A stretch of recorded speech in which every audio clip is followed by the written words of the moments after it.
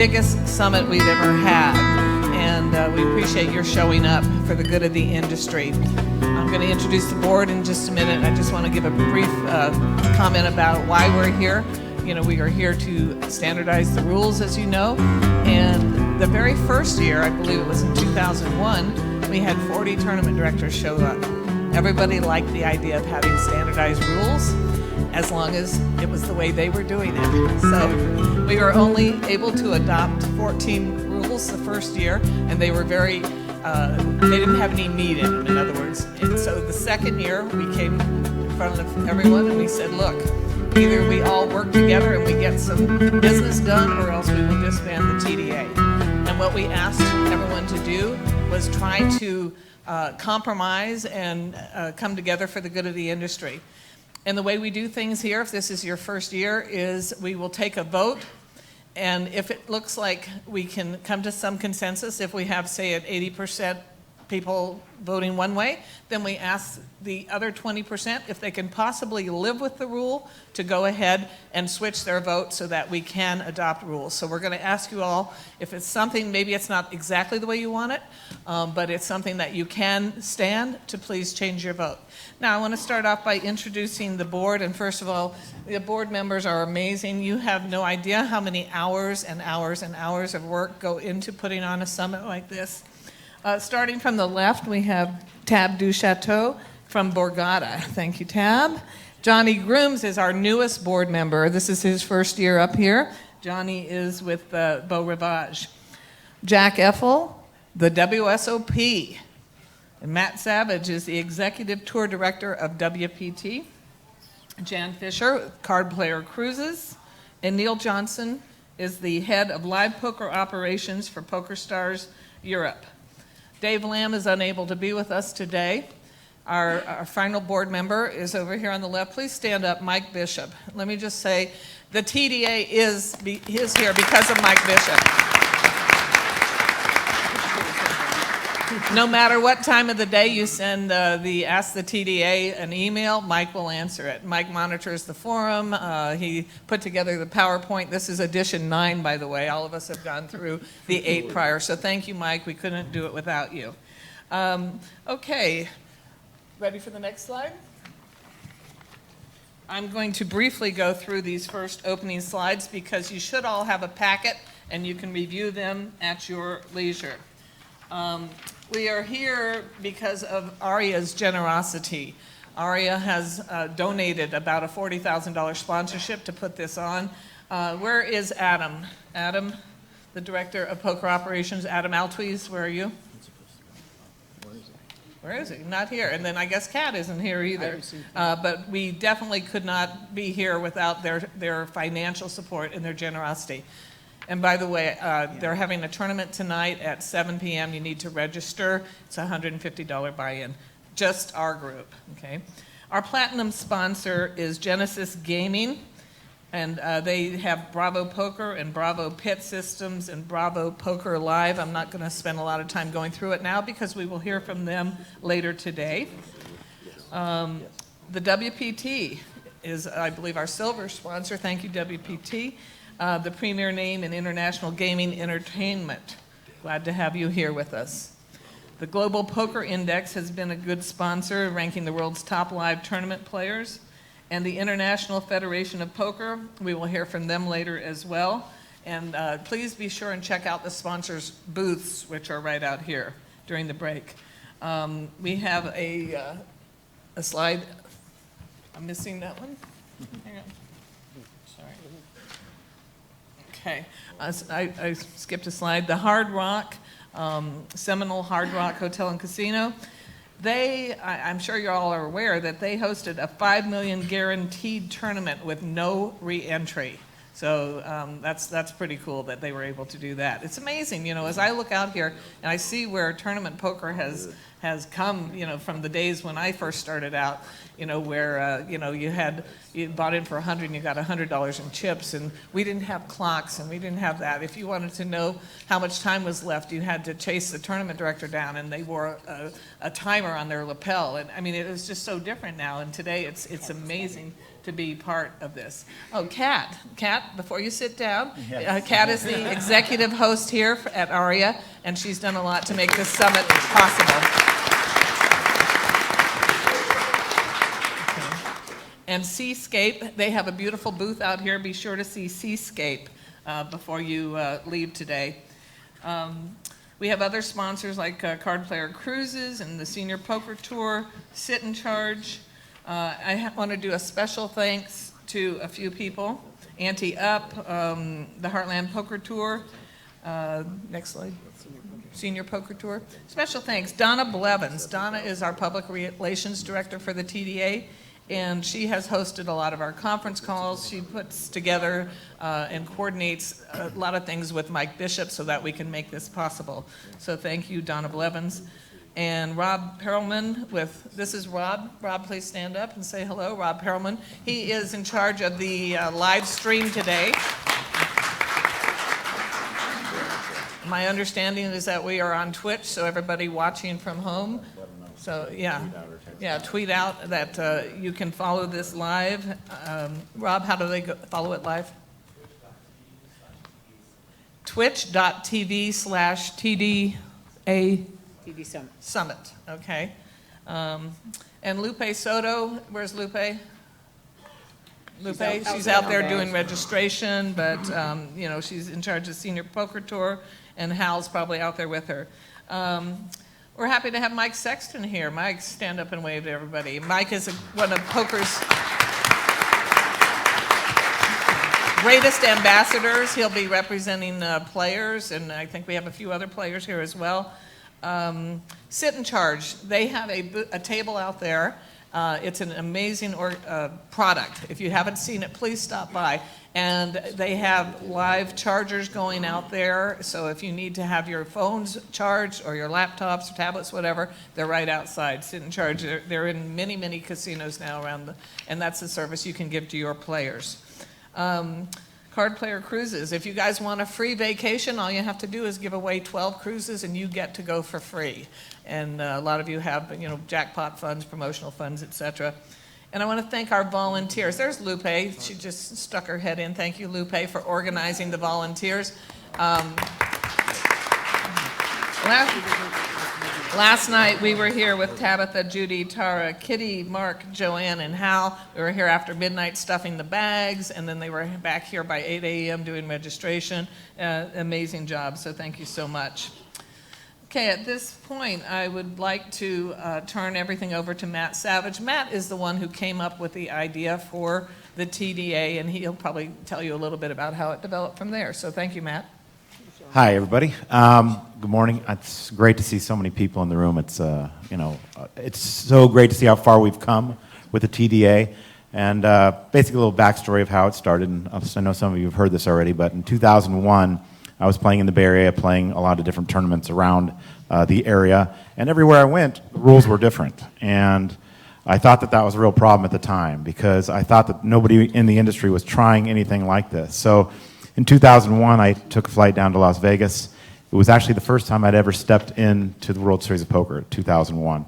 And I went up to the tournament directors, Robert Thompson and Bob Thompson, rest in peace, and said to him, I said, look, the tournament rules are different all over the world, and they're different from card room to card room, and it's a real problem because as a player, I go from place to place and don't know what the rules are. So I get caught in situations, or other players get caught in situations where they don't know what's going on.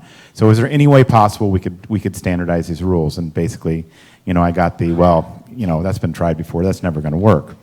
Well, luckily, I happened to run into Linda Johnson, who I'd met previously, and Linda had the World Poker Industry Conference going on that year. And so she said, well, we could probably give this a try. Let's do a little meeting after the conference, and we'll see how it goes. And so that year, like she said before, we had 24 people in the room. And it was basically a collection of people around Vegas. There was a couple, I think maybe Fox was there, and a couple other places came in, and we thought, yeah, this might work. We came up with 14 rules, as she said. But out of that, the TDA has become the recognized leader for the rules around the world. So we're real proud of that. I think that that's something that not only has made it easier for people that work in the industry, but also for the players. And I think, when people say TDA rules, there's kind of an understanding of what's going on. And that's more or less what we wanted to do, is get everybody on the same page so that the players would have the ability to go from tournament to tournament and know what to expect. We have made a real effort after last year, and every year, to be honest, to get the players involved. Now, a lot of what came out of last year was, well, how come you don't ask the players' opinion, which to me was the biggest crock of all time. Because players, people in this room are players, and people that have come to these since day one are players. We've had players involved with the TDA since day one. But in addition to that, this year, we really want to get the point across that we always want to seek player input and participation. You are all allowed to join the player coalition at pokertda.com. Player rule suggestions and invited months before the summit. We always invite players to the summit. I know it's going on during the World Series, so it's a little tough for schedules and such, but we will have players here all day today, all day tomorrow, and we do truly appreciate their input. I mean, no one listens more to the players than this group up here. I mean, I know that Jack is hearing from the players daily at the World Series of Poker. They're texting me right now, Matt. So TDA's venues are encouraged to form their local player councils and also join the discussion at the forum. Here's today's agenda. We'll get things going with voting on TDA rules. We're going to run through the past rules real quickly. There are some words that have been changed to some of the rules. We want to make sure that everything is really clear. One of the things that, from the very days in the beginning, we kind of just threw a rule out there. And, we found out as we went through the year that the rules needed to be cleaned up. And so every year we do a cleaning up process, make sure everything is worded correctly. And luckily we have some people up here and, with Mike Bishop's help, that can really put those words so that they're clear and concise and that everybody can understand. At 11:15, we are going to talk with Bravo Genesis. At 12:05, I really would like to get a nice group shot that we can send out around the world so that everybody sees that. And then at 12:15, we'll take a lunch break. At 1:30, we'll come back. At 5:05, we will be done for the day. And at 7 o'clock, we have a TDA members tournament that's going to be a 125 buy-in with 25 for the dealers and staff and the house. And that is at 7 o'clock. So we hope you'll all join us for that. As we said, the poker tournament is being provided by Aria. Aria is putting this together. Make sure you register in the poker room. You need an MGM M Life card to do so. We do appreciate that, obviously. They have actually added extra tables that they're going to be doing for our WPT 500, but they put them in a week early just so that we would have enough room for this tournament. So we would really like everybody to show up for that TDA tournament. We really appreciate that. We would like to keep that to everybody that's in this room as well, for that. So I don't know how hard it's going to be for them to keep others out, but we would like it to be basically anybody that's in this room come to play that. Okay? Tomorrow we're going to come back at 10 a.m. It's a little shorter day, a little lighter day. We're going to continue discussion, voting on TDA rules. We're going to have a keynote presentation from Alex Dreyfus. From 3 to 4 o'clock is a time that I think that everybody that's in this room should be here for. It's really a way, and some of our best ideas have come out of this part of the summit to improve your tournaments, boost your business, and retain more players. And at 4 o'clock we'll be done tomorrow, so be free to go around and enjoy Las Vegas. Make sure you check your tote bag. Make sure you have a copy of the current TDA rules, a full copy of the PowerPoint. Mike, again, has gone down and has done all this himself, spent hours and hours putting this together. So please take a look at that. Make sure you have that out as we go through the slides today. All right, so this is how it's going to work. The current rules are in black, light black, non-italic. The proposed edits for discussion are in red. In your packets that are black and white, they'll be a little bit lighter. The proposed new rules and language will be red and bold italics. Discussion points in blue, bold, non-italic, and overhead, and the board comments in green. So we did have a lot of board comments. We've been discussing the slides and how we're going to go through this for weeks. The proposed language is to start a discussion. Feel free to suggest other language or to object to the proposal entirely. Now, Mike, how do you want to handle the questions and answers for this? Are we going to take throughout the day? What would you prefer? How would we do that? Yeah, absolutely. If you look at it, your packets are in black and white. Turn to page 23, and it'd be a good example. You can see on page 23 there's an edit to Rule 4, electronic devices. And on your black and white packets, you can see that the audible ring and alert tone section, it's clearly different. It's bold, it's italic. And of course, you'll be able to see that on the display up here too. That's the new proposed language for discussion. So once you see that, if you have an objection or another suggestion, just raise your hand and the mic runners will come by and give you the microphone and go from there. And I definitely want to thank our mic runners, Melanie and I see Melanie and Bob out there. And a special thanks to Jack Gramley up here. Jack is my support, my personal support, and thank you, Jack, for everything you've done for the conference. And he's handling the streaming in Rob's absence. And I forgot to mention, we have more than 25 countries represented. This is like amazing that we've had such international support today. Okay. All right, so rules that may take some time, think these over, and we're probably going to vote on these on day 2. At your seat, what that means, previous bet chips not pulled in, new topics, bet and raises, when do incorrect bets stand, new topics, bets and raises, bet amount not established, new topics also include bets and raises, pulling back prior chips and then folding. Okay. All right, here's rule number 1. I like to read this one. Obviously, it's the most important rule that we have in the TDA, and it goes like this. The best interests of the game and fairness are top priorities in decision-making. Unusual circumstances occasionally dictate that decisions in the interest of fairness take priority over all the technical rules, and the floor decisions are final. This is basically the centerpiece of the TDA, whereas more and more people are wanting things to be black and white. I actually feel, and some of our board members do, that there is some skill at being a tournament director. There's some skill to being a good tournament director, and that when you are doing these, you need to take fairness into your decision-making process at all times, because sometimes, fairness overrules what we have in our TDA rules. Okay. Player responsibilities. This is one we added, I believe, in 2013. Correct, Mike? Is that the last one? And it has worked out great. Players should verify registration data and seat assignments, protect their hands. They should make their intentions clear, follow the action, act in turn, defend their right to act, keep cards visible and correctly stacked, remain at the table with a live hand, speak up if they see a mistake, transfer tables promptly, follow one player to a hand, know and comply with the rules, follow proper etiquette, and generally contribute to an orderly event. Now, these are the things that are, basic understanding, but it really has cleared it up to make the tournament directors know, how these tournaments should run, and for the players, there's always this to fall back on to say, this is what a tournament should be. So it's been a really good addition for us for the last couple of years.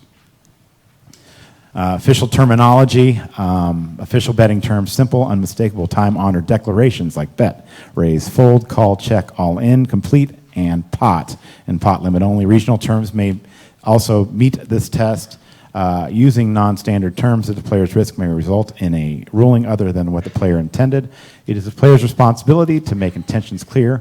Also see rules 40 and 49. So, we haven't really had anything that was added to this, but one of the things that this did was clear up some of the ambiguous things that people would do. Linda's always had her thing with the upstairs at Nellie's room. Take it upstairs to Nellie's. Or jack it up, all that stuff. Yeah, so we got Slip it. Slip it used to mean check. with yeah, check. so we got rid of all of that. Thank Still goodness. irritated. We're still bringing it back. Bring back Nellie. All right. electronic devices. Now, obviously, electronic devices have been an issue for tournament directors and for people around the world, but with the way that it's going and the technology now, you know, you need to protect your tournaments, but at the same time, there's just no way to go back on this. I know that for years and years, you know, before the cell phones were around, it was, you know, much easier to maintain focus, not only as an operator, but also as a player. But now you just can't get a hand done without, you know, 6 people looking at their phone. I'm one of the biggest, you know, people that do that myself. So it's not something that's going to go away. So we added this to the rule number 4, which is, while at a poker table, players may not talk on the phone, but this was the added part in red. Audible ring and alert tone should be turned off. And so we're asking that people, you know, have vibrate on if they're going to be sitting at the table. We don't want people to have, you know, phones ringing at the table. And I think, don't you already have this rule at the World Series, Jack? Where you can't have the phone ringing at the table? Okay. Yeah, we want you to silence your phone. Yeah, okay. House rules apply and other forms and uses of electronic devices and communication. If use of electronics disturbs the game, a TD may require that the devices be turned off. So this is just for you to be able to back that up. And Do we need to vote on approving the new language? we could. Okay, I think we need to take a vote and make sure that everybody's okay with the new language on number 4. If you're okay, raise your hand. Thank you. Passed. Okay. That was easy. For the 3 of you who said no, They're all going to be. Is anybody opposed? Is anybody opposed or reason to have a ringing All tone we up need there? is a huge majority. Yeah, all right. The guy in the back with the Google glasses showing us on iWatch, he's opposed. Yes. Official language, we've gone back and forth on this one, but this one has stayed and worked. English only will be enforced in the U.S. and during play of hands. At non-U.S. events, venues will clearly post and announce acceptable languages. Now, we have many international constituents here in the room today, so we're excited to say that obviously your language of the country that you're at when this tournament's being run is acceptable, and in general, English is also an additional language that can be used there. Random correct seating. Tournaments and satellite seats will be randomly assigned. A player who has started in the wrong seat will be, with a correct chip stack, will move to the correct seat and take his current total chip stack with him. Now, for years, you know, the question had always come up, and I still get this one on Twitter from time to time. Well, what if he won chips or lost chips at that table? We're saying this doesn't matter. The player has to be moved to the correct table and seat, move those chips with him, and the new player will then go to that seat and have the stack that was coming from the other table. Okay. Alternates, late registration, and reentries. Now, this is a topic that I think we should dig into a little bit later, a little bit more, but the rules are as such. Alternates players registering late and reentries will be sold full stacks. Players will be randomly assigned seating at any position that are eligible to receive cards except between the small blind and the button. Now, out there today, this question is coming up. And there's actually a board member. Yes. There's a comment here. Okay, well, I'm going to probably get to your comment. There are some that still feel that late entry should have stacks blinded off. Anybody in the room feel that way besides Johnny? Or you guys work with Johnny? Yeah, besides the guys that work with Johnny. Besides the guy that's worked with Johnny.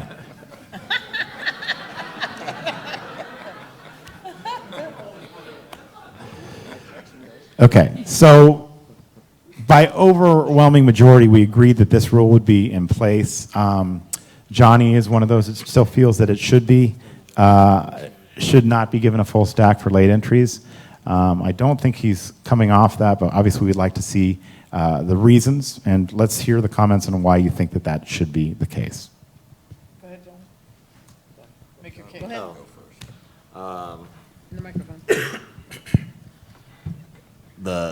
The genesis for the full stack registration came from Jack, to my knowledge. He claims that he did it. In any case, it's more market based. I'm in Biloxi, fairly small market, and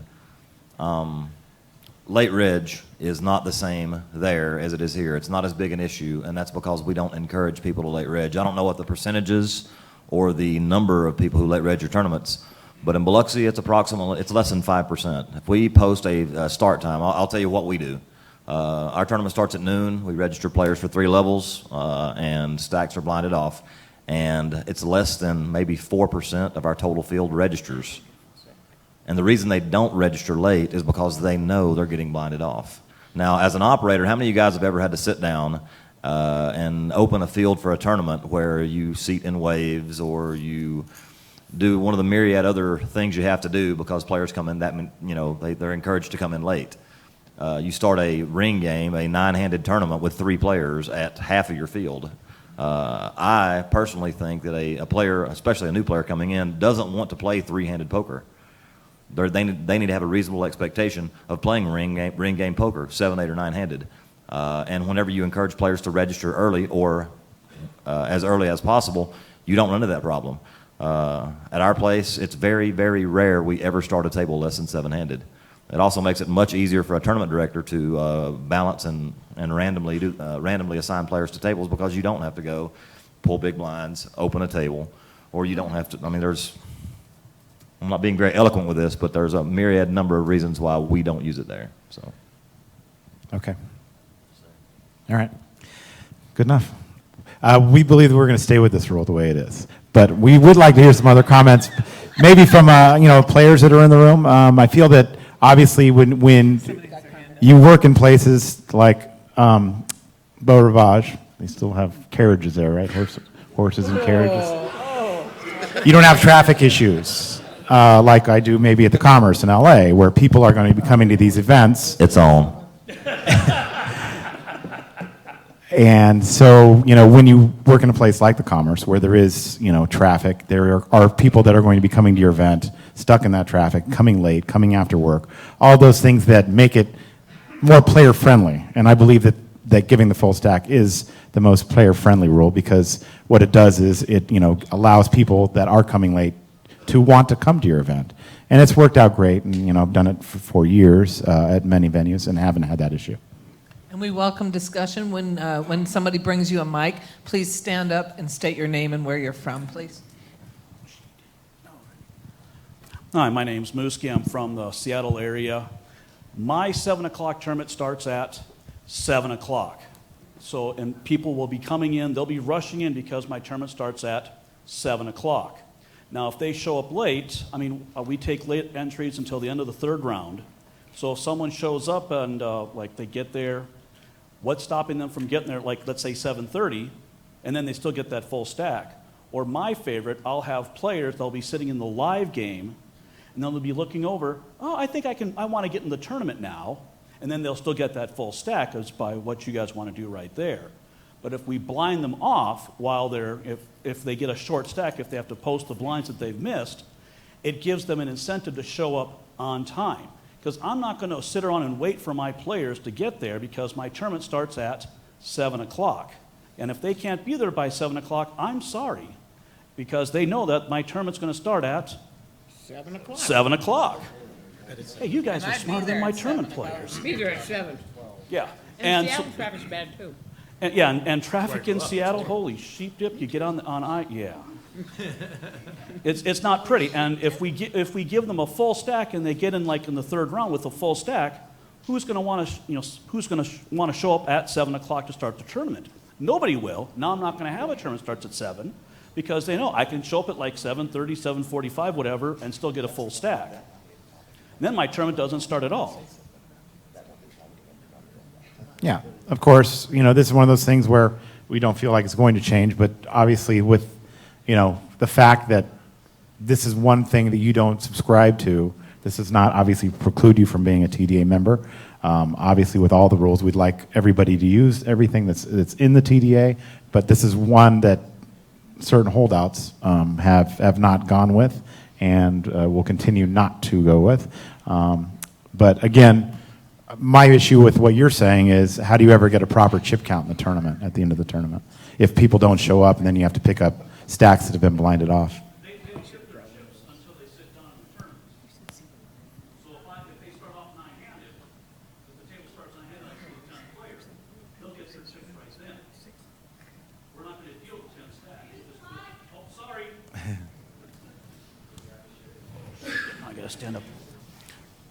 So as I was saying, so we'll start the tournament off, like let's say we'll have the table start 9-handed. I'll have like 3 tables, and it'll be like 9, 9, and 9. What if you have 22 players?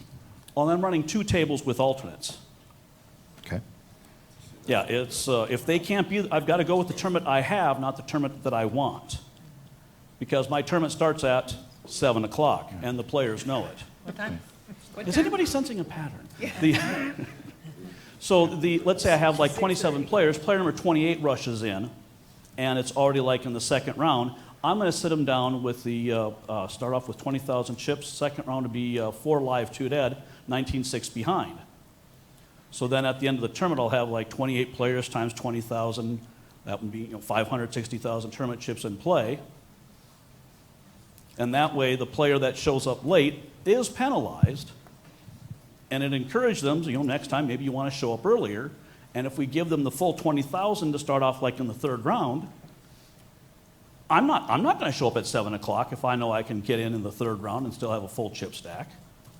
Okay, as Matt said, we certainly encourage everybody, and we would like everyone to follow all the TDA rules. However, we do understand your local markets, and you know what your people want in your local markets. The only thing we ask is that maybe you let them know that we follow TDA rules except for number 7, and this is our policy.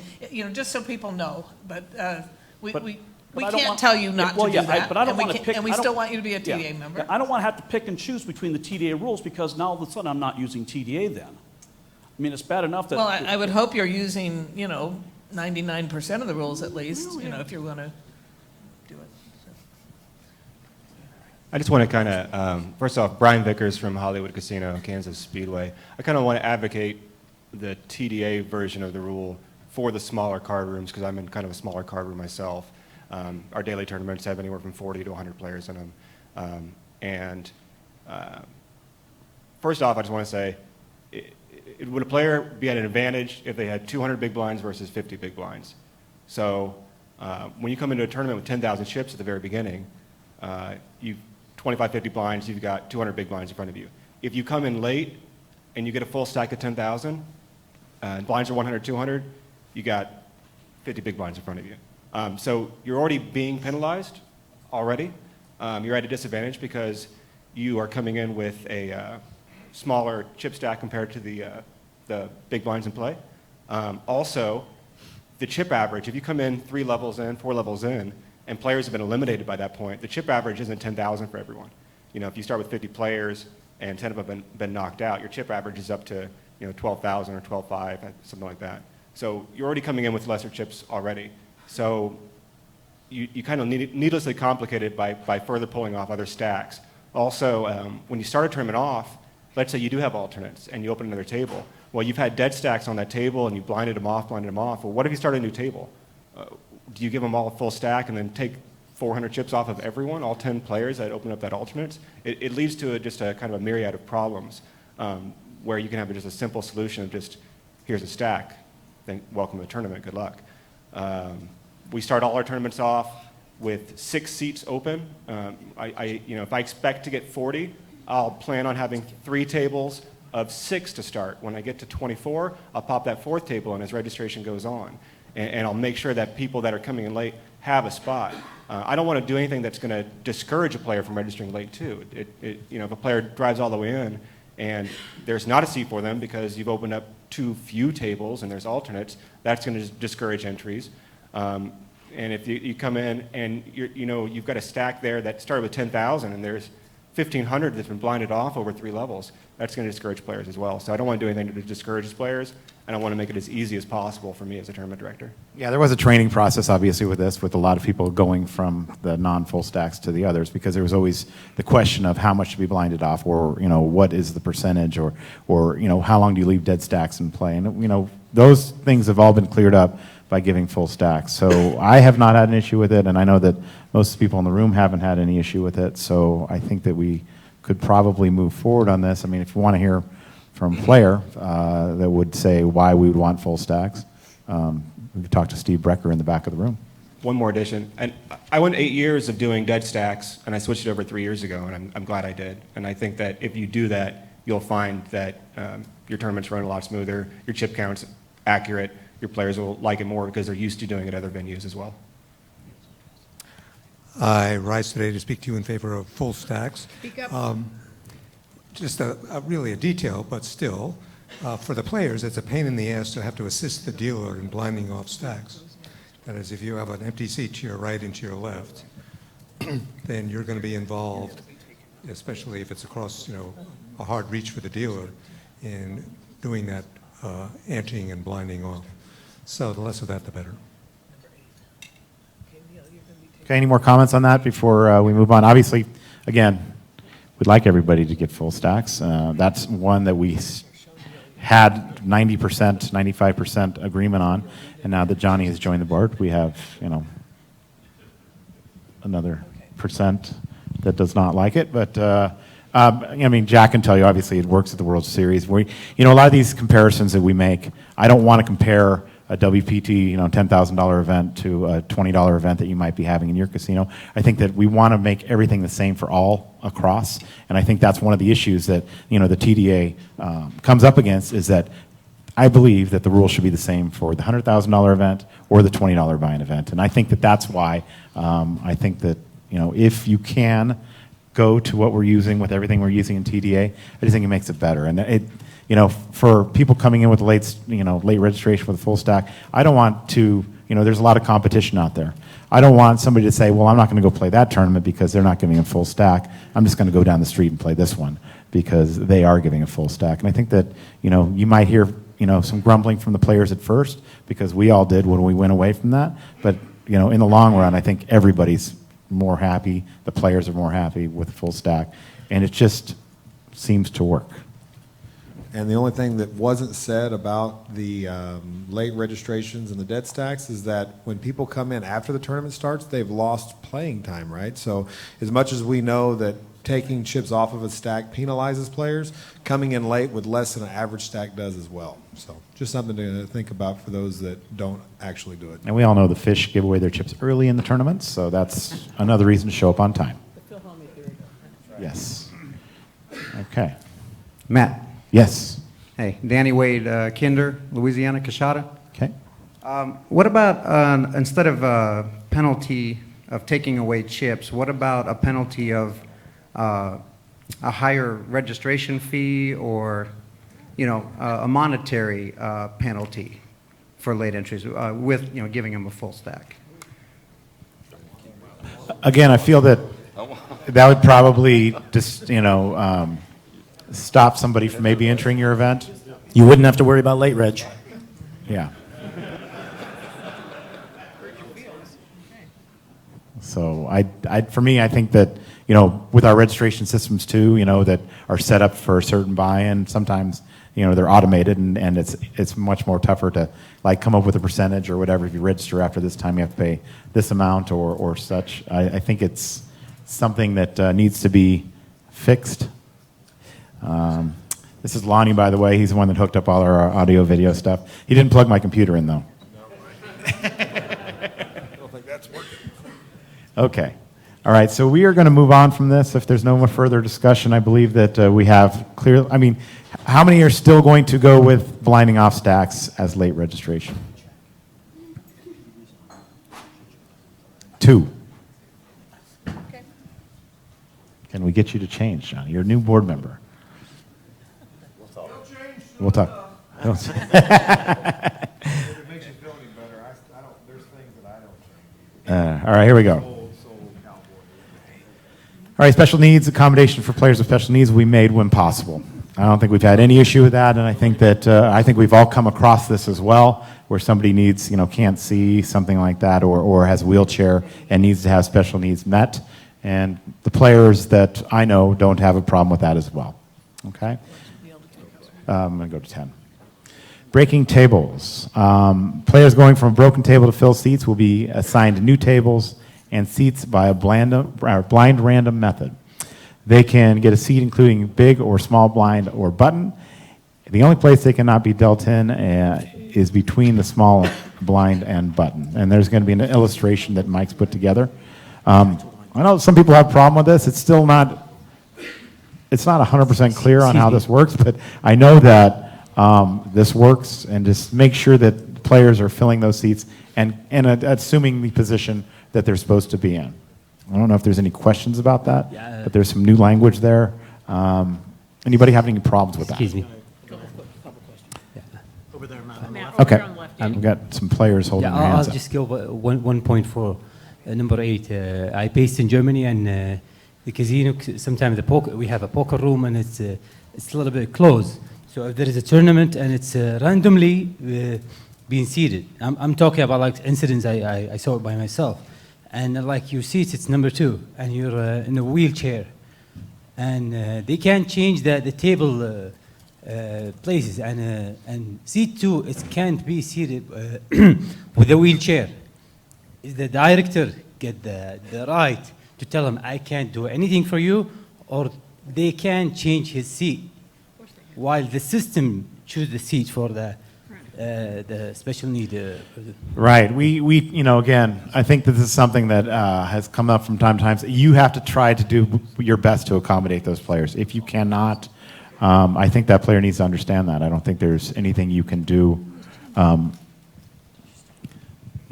At events we host, like for example on the cruises, where we definitely have very tight areas, what we'll do, first of all, if we know we have X number of people with needs, we'll pull out seats that we know will work for them ahead of time, so that when they come, we'll assign them, or we'll ask them the night before, are you going to enter, pre-register them?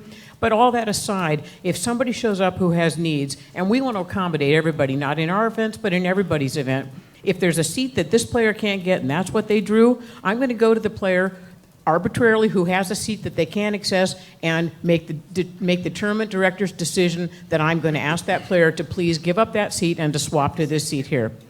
It's at the same table if at all possible. It's going to be a random draw type situation, but we want to accommodate anybody. And anybody in that spot who I've asked to move who's not willing to make that change, I'm happy to give a refund to. But I'm going to accommodate the player with needs if at all possible. Okay, let me go back to number 9 just for a second. And breaking tables is obviously an important part of the tournament. I do feel that the way that I think all of us are doing up here is basically a double random, where a dealer will high card and then we'll start pitching to that seat.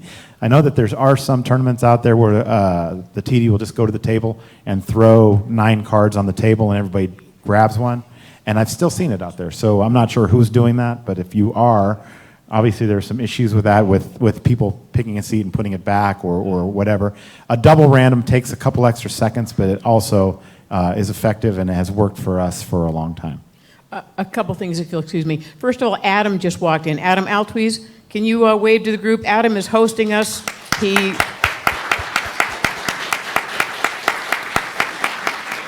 Thank you so much. Both Adam and Kat and Aria in general have just they've bent over backwards to provide us with this lovely room, the refreshment stand, the power, the AV, and on and on and on, the special hotel rates.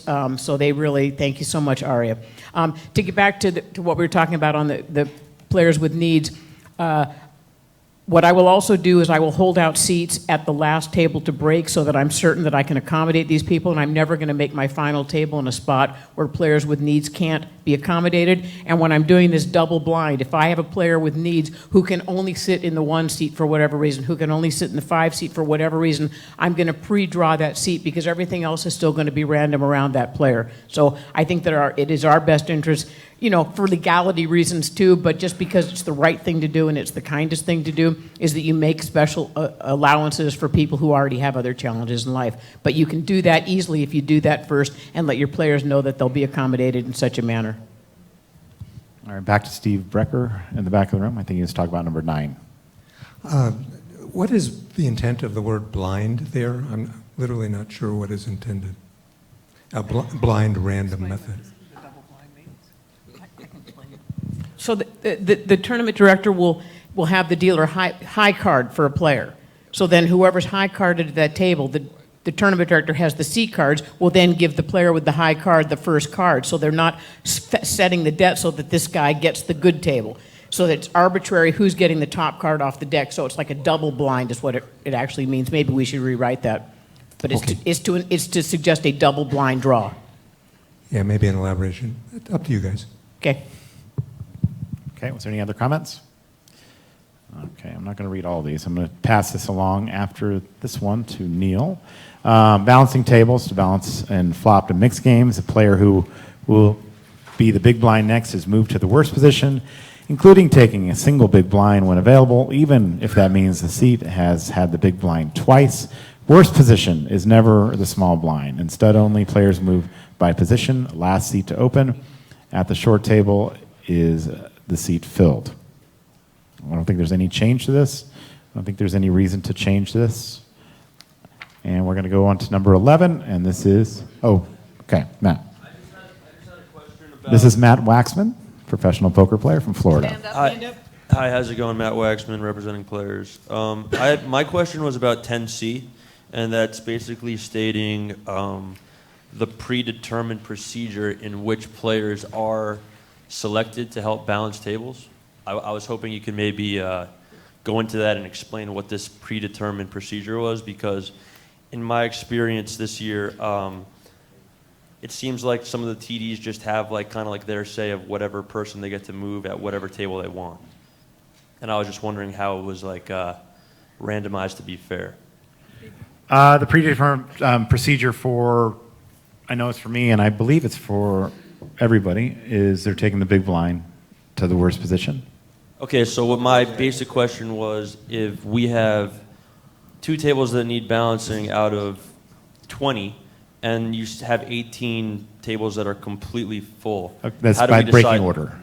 That's by breaking order. The next in the breaking order is the table to move. Or the next highest table, which is the way it states in our rules. So it's either the next highest table or the breaking order. The table in the breaking order is where we draw the player to Correct. balance? Yes. Yep. And then you would go to the next table if that player is missing from that table. So what if you had a World Series tournament where people are registering so fast, you basically just continuously be pulling from that table that's next in the breaking order, but it's not going to break for a few hours? You might actually have to go through several tables and then make another circle back around through them, especially in a scenario where you're starting with 100 players and ending up with 1,000. Yep, it could definitely happen multiple times. This is Neil Johnson from the EPT. 10B. Okay. All right, 10B. Balancing tables, this is for mixed games. Again, the language hasn't changed from what we had before. Specific for game shifts from Hold'em to stud. After last Hold'em hand, the button moves to the position would be in the next hand for Hold'em and is frozen. If anybody has any questions on this, please, but if the language doesn't change, I'm going to go through them fairly quickly. 10C we just discussed with Matt. 10D, full play will halt on tables 3 or more players short of the table with the most players. Play halts on other formats, 6-handed, turbo, etc. at TD's discretion. And the TD may waive halting play, and the waiving is not a misdeal. And it's basically TD's discretion as we get more tightly balanced. Any questions on 10B, C, and D? No? Proximo. Number 11, number of players at final table. Final tables will have a full table for the event plus 1. Again, this hasn't changed. 9-handed events, seat 10. 8-handed, seat 9. 6-handed, 7, etc., etc. Questions? Concerns? Next. Number 12, declarations. Cards speak at Showdown. The only addition to this rule is and/or awarding of the pot. Cards speak to determine the winner. Verbal declarations of hand value are not binding at Showdown. We added the and/or awarding of the pot just because it does happen sometimes where you might look and it's like, all right, Jan has the winner, Linda didn't have the winner, and the dealer starts to push the pot to Linda anyway. And so the players, we just for clarification, we wanted to make sure that people understood that they should speak up for the awarding of the pot as well. Any concerns? Nope, okay. Number 13, again, this hasn't changed. 13A, rather, hasn't changed. At Showdown, players should put all cards on the table so the dealer and players can read the hand. All cards is all 7 in stud, all 4 in Omaha, 5 in draw, etc. The dealer cannot kill a hand that was tabled and obviously the winning hand. Moving to B, this is where we added in a slight adjustment because obviously we've all been at tables where the dealer sees second flush on the right and doesn't happen to see the nut flush to his left and scoops him in. And so if a player does not fully table his cards, then Mock's thinking as one, he does so at his own risk. But we added players must protect their hand at Showdown while waiting for it to be read. Again, this is just clarification. Actually, it's a little more than that. Is it? Yes, it is a little more than that, because we feel that protecting your hand should be something you do all the way through the hand. Whereas sometimes a player will have the winning hand and then they'll throw it forward, towards the dealer, and the dealer then kills that hand. Maybe nobody saw it. So the pot gets awarded to the wrong person, and then you have a big problem. Floor is called and all of that. As a player, we need to teach them to protect their hand from beginning to end. So if you turn up the winning hand, you should still have those cards in front of you. And that's what this addition to the rule is that we want you to be able to do, or have to, protect your hand from beginning to end. Even when you've tabled the hand, you shouldn't be throwing those cards across the table. You should make sure that the pot gets awarded to you before you are turning those cards over or letting the dealer turn the cards over. So again, protecting your own cards is a part of the process of winning a pot. Agreed. Over there. Microphone, please. Here she comes. Again, we're going to protect the players as much as we can, but again, this is just an additional thing for the players to look forward to doing while playing the hand. Hi, Chris Gastany, Tulalip, Washington. What if the hand's not tabled? Person picks up their cards, it's definitely not faced up on the table. In our card room, if their hand is not tabled, and it's obviously the winning hand, because we all got this wrong on the test, that person doesn't get the pot. Right. But that's incorrect on the test, and the TDA test. Because it says here, the dealer cannot kill. A tabled winning hand. But that's not the correct answer on the test. Okay, then there's an We'll error. change it because I think everyone agrees with what you're saying. Yeah. The hand must be tabled. Yeah, it must be tabled. If it's not tabled, we instruct our dealers not to read the hand. Correct. Right. Okay, thank you. And we don't want other players to read the hand out of their hand. Exactly, right. Exactly. Okay. Then that's an error on And our we'll test. check Thank you.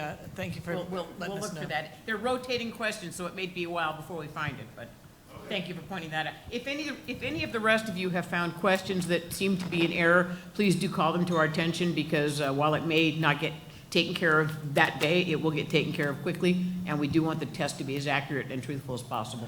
Thank you. Ken? Sorry, I just wanted to point out that there was a debate. State your name and where you're from, please. I'm Ken Lowe from Toronto. I think the issue was with the test that the question says the player essentially shows his hand to everybody at the table so everybody can see it, something like this. And so the question really is, what does it mean for a hand to be tabled? Does it have to be laid down at the table? I think that's the difference between the test and. Thank you. We'll find that question to make sure that it gets rewritten. Okay, in the back. This is not a rules issue, it's more of a dealer education issue. Yesterday at the World Series, I turned over my hand in front of me. It was the best hand. And as part of, handling the situation, the dealer took the other cards, the other player's hand in towards the center, and mine also, kind of like, it was a TV table and they were going to be displayed. And I panicked, and grabbed the cards back. So I'm just pointing out, from a player's point of view, to really protecting your hand, you've got to keep your fingers on your cards. But if you don't do that, the dealer should be educated not to take, the dealer said he knew that it was the winning hand, not to take the winning hand until the pot is pushed. Right, and that's obviously something that we want to educate our players on, and that's why the addition to the rules, for sure. And our dealers, obviously. For anybody who has dealers doing that, it became very vogue for all-ins to bring them together and make it look like it's TV even when there's no cameras. And I saw a situation where ace-queen against ace-queen with two black aces and two red queens, and once they got them in, nobody knew who had the ace of spades when it was the nut flush. They couldn't figure out who'd won the pot. 10 of them, and the dealer. So keep your cards in front of you. That's education for the dealers and education for the players. Keep your cards in front of you. If it's on TV, everybody will be able to sort it out. There's somebody, there we go. Oh, sorry. Hi, right here. Kevin No. O'Donnell from Scottsdale. What the gentleman said earlier, that seems to be very prevalent now, that the dealers are grabbing the cards and putting them towards the middle. So that might be something that you might want to talk to the dealers about, because they are grabbing the cards and putting them to the middle like a It's in TV our table training or something. manuals. Don't Okay, do tournament directors, train your dealers not to do that. it. Miss? Hi, my name is Kelly DeSellis, and I'm from Brigada in Atlantic City. And I understand the reasoning behind the introduction of this rule and the scenario that happened behind it, but I think that it is somewhat contradictory to what we see in one of the basic 10 commandments of poker is that a dealer cannot kill a tabled hand. So once a hand is exposed, how do players actually know whether or not their hand has been read, whether or not they can release those cards? Are we trying to tell players in this aspect that we do not want you to release your cards to your dealer at all until the pot has been pushed to you? At what point do we say it no longer needs to be protected, that the hand is read? And do you feel like the last sentence of 13A, dealers cannot kill a hand that was tabled, is contradictory to the new language introduced in B? I don't feel that it's contradictory. I just feel that there are issues that have arisen over the last couple of years and prior to that players are not protecting their hand all the way through. If I have the winning hand, I'm not going to give it up until the pot's pushed to me. And I think the players need to know that as well. Yeah, I almost think it's more important to instruct your players than your dealers, because you've got traveling dealers who have different rules in different houses, or they deal a couple months out of the year and they don't remember from year to year. I know as a player that if I've tabled my cards, you're going to have to wrestle them out of my cold, dead hands before they're going to get killed or misplaced with the ace of spades for the ace of clubs, because I'm not giving them up. If it's on a TV, that's a different case. Doesn't happen to me too often. But really, players need to protect their hands. Don't let the dealer take them. Now, if they say the other player wants to see them, fine. When the dealer takes those cards, I'm standing up and I'm keeping my eyes on them. So the players really need to be enlightened. I think ultimately it is up to the player to protect his hand. It just seems that will be very difficult to get the players to all do that. I mean, they've been doing it, throwing cards forward for years. It won't be that easy. And when they throw cards forward and they cartwheel into the muck, it only has to happen once before they stop doing that. So we do need to teach them. You're still putting the cards face up in front of you, but don't let the dealer take them before you get paid the pot. To the lady's point from Borgata, she has a good point that perhaps going back to 13A, 13A defines tabling. A player should put all cards on the table so the dealer and players can read the hand. So we're really defining tabling as two steps: turn the cards up and have them read. So the mere fact of turning them up doesn't really fully constitute tabling until they're read. So on 13B, it says players must protect their hand while waiting for it to be read. So I think to the lady's point, it might be good to clarify that tabling is a two-step process. It isn't just turning them up and then assuming they're read. So perhaps we can get some language in 13A I mean, it says that, but maybe it doesn't say it quite as explicitly as it should. We have language on ours, because obviously the individual rooms have deeper rules. Jack and Tab have to have more rules because you deal with your individual gaming bodies as well. And ours, we have a definition that says tabled hand. A hand is, excuse me. A hand is considered tabled when all cards are placed face up on the table. Flashing cards, waving them around, etc., are not considered tabling your hand. Hands will not be read and cannot win the pot until they are tabled. At my card room, our rules say basically the same thing, but it also has a caveat that they need to be basically placed face up on the table in a manner that every player and the dealer can easily recognize and read the cards. So that's, if you want to talk, define tabled, a tabled hand would be that. Okay. So with this addition to what we want to do is take a vote. Anybody that can't live with 13, anybody that can't live with 13B or does not like the words being there. Okay. It's approved. Okay. Let's move on. 14A and B haven't changed. Live cards at Showdown. If the house does not use a forward motion rule or muck line at Showdown, pushing your non-table cards forward face down does not automatically kill them. If a mucking line or forward motion rule is in effect at Showdown, house standards apply. There's no change here. Anybody have any concerns? How many still use a betting line? How many use a betting line because their gaming regulatory body makes them use a betting line? It's the same hands. Good. Okay. Almost the same hands. Okay. Number 15, face up for all ins. Again, this didn't change. All cards are tabled without delay once a player is all in. All betting action by other players in the hand is complete. Any? Okay. The gentleman in the back. Oh, thank you. Did you have a comment too? Ken Bruno, Palm Beach Kennel Club, Florida. I can't imagine that most of the people in this room haven't experienced this, that player A bets on the flop, let's say, player B goes all in, player A insta-calls, player B is interested in seeing the other player's cards first. See it all the time in Florida. I think you need a little something here that the last aggressor should show first in this section. Thank you.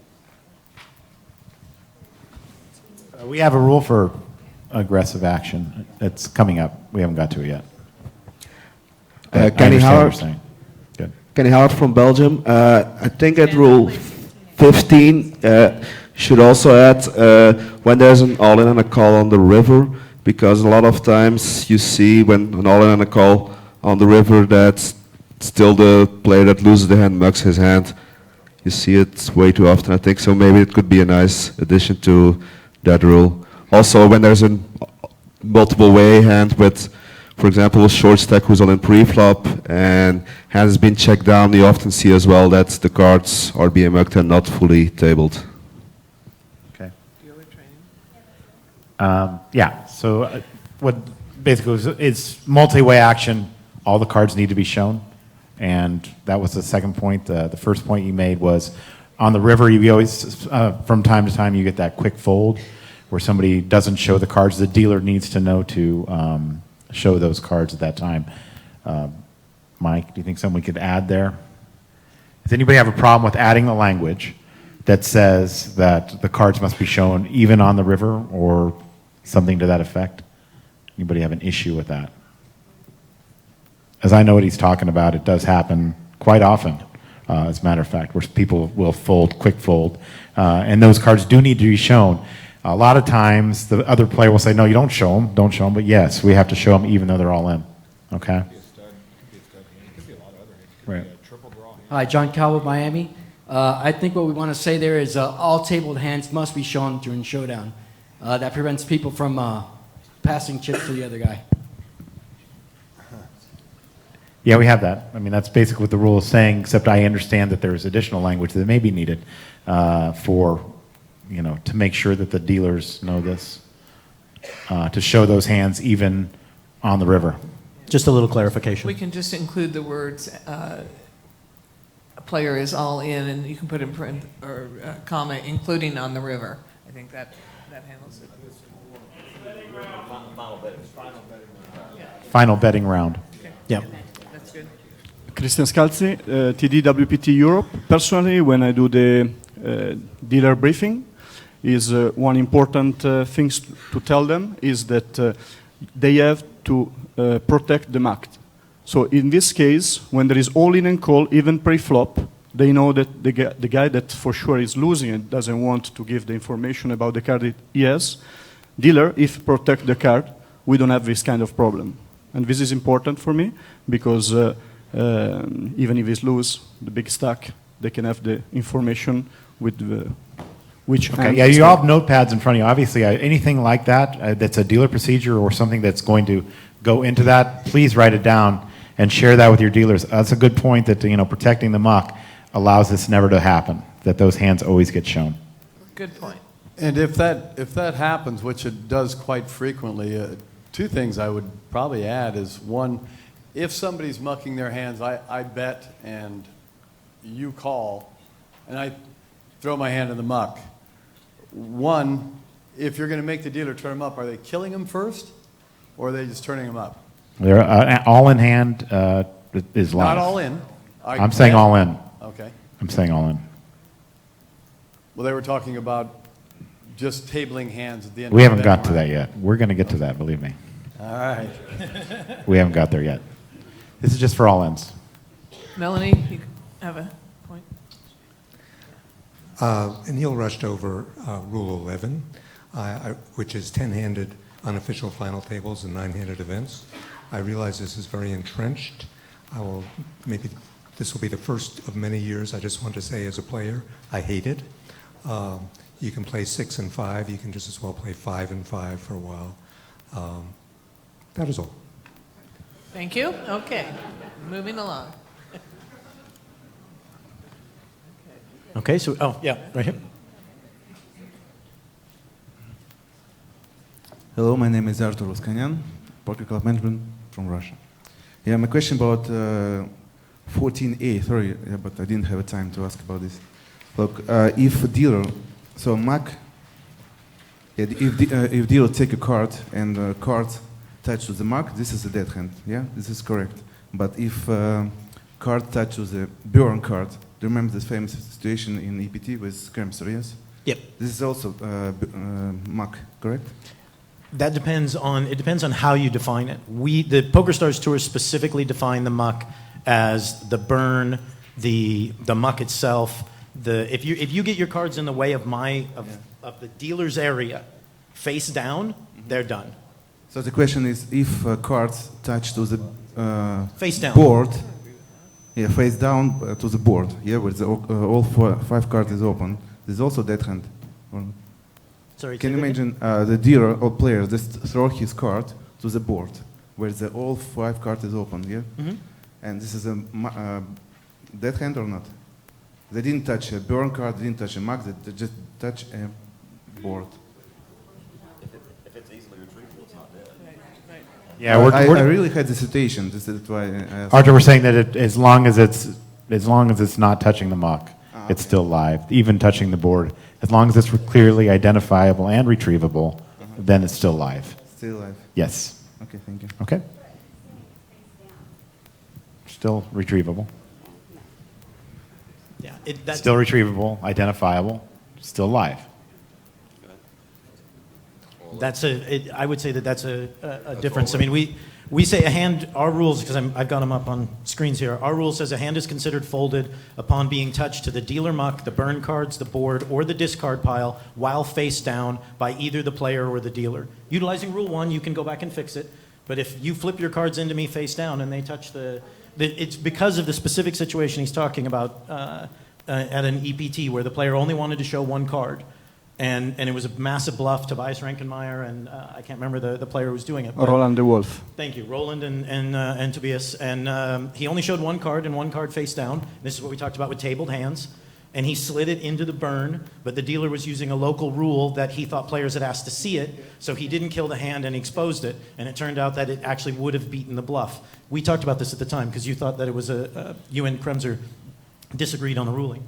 But we adjusted our fold rule to basically be if the player has voluntarily gotten rid of his cards and they're now in all of the dealer's stuff, we consider it a dead hand. With Rule 1 being able, if there's some reason that it didn't happen, they helicoptered them all in and one bounced face down and came in, we would fix that. But otherwise, if you put them in, we consider it a folded hand. Okay. I can't speak for everybody else, but that's our specific interpretation. I think it's important for you all to train your dealers that if somebody is intending to fold, to grab the cards and mix them into the muck.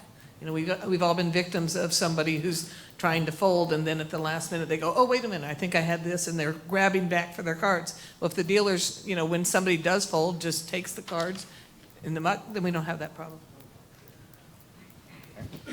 Okay. Wait, we have another comment back there. Sorry, yep. Matt Johnson, Cleveland, Ohio. We had a situation where we had a big blind that was all in, but he wasn't at the table. This rule said we had to show his cards. The at your table rule says that his hand's dead as soon as it's dealt. His hand is dead if his he's hand not is dead. there. Yeah. Yeah, That's you don't a have to dead show his cards because he never had any chance to actually win the pot. He didn't participate in the hand, even though his chips did. Yes, chips were all in on the blind. So. Same thing if they're on a penalty. Dead. Good. Muerte. Danny, again from Coshada, Louisiana.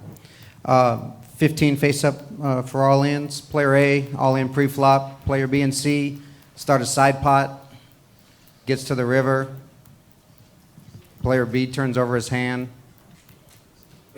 Because we have an all-in with the player pre-flop, player C cannot beat player B, is he allowed to fold face down? Or because of the all-in, or all hands need to be shown? All hands need to be shown. Can we add language that includes side pots then in this rule? It is important. That does happen quite often. That rule comes up quite a bit. Does anybody have a problem with that all hands need to be shown? I was about to ask the exact same question. Jesse Hollander, Best Bet Jacksonville. I was about to ask the exact same question. I don't feel that there's any reason for that player to show their cards. It's a separate pot. The side pot that was created has nothing to do with the all-in players' pot. So the two players that are playing, if I'm it created a side pot with this gentleman, he turns over the best hand. There's no reason for me to show my hand just because somebody else is all in 2 streets before that. But it's a called hand, right? It's a called hand in our pot. It's a separate pot, though. We've created a side pot. But your money's there's no in the reason main- for me to. There's no possible way of collusion or anything. Obviously, if I have the best hand, I'm going to turn it over because I just bet with somebody else. Yeah, but I would disagree with there's no possibility for collusion. Your money is in the main pot. There's no way of knowing how the side pot came about. You could have, if it's Jan and I was going to chip dump off to Jan, and then all of a sudden out of nowhere, Jack in the big blind calls, and now we do end up with a side pot, but he ends up beating me. I would say that you still called the all-in. Yes, you've lost on the side pot, so obviously you're going to lose in the all-in. But the scenario, one of the reasons for why we're showing the all-in hands still exists, even with those two multi-way players. I disagree with that. There's no reason for me to. Obviously, there can't be collusion because I would definitely show my hand if I had a better hand than the guy who I'm playing against in the side pot. But you might not show your hand if you were chip dumping to the guy in the all-in. If I'm chip dumping to the guy in all in, why would I lose a bunch of chips to the other guy in the side pot? Because maybe you played 7 deuce in the flop game, 7 deuce deuce. I'll paint a scenario for you for the reason why I'm completely in support of both players showing the hands. In a situation where me and Matt are involved in a pot, or Matt goes all in, Matt's my buddy. He goes all in for a pretty large amount, and as a blocker, I call with some random garbage hand. I'm going to have to show that hand down against him heads up. I would love to have that information. I don't want the fact that a third party called taint the ability to see that hand. That's not really a clear case that I'm making there, but once again, the whole purpose for that rule was to prevent chip dumping. So, if a guy calls really light with some trash garbage hand, whatever it would be, at least the player gets the opportunity to see that, hey, this guy called with, there could be a possibility of collusion or chip dumping there.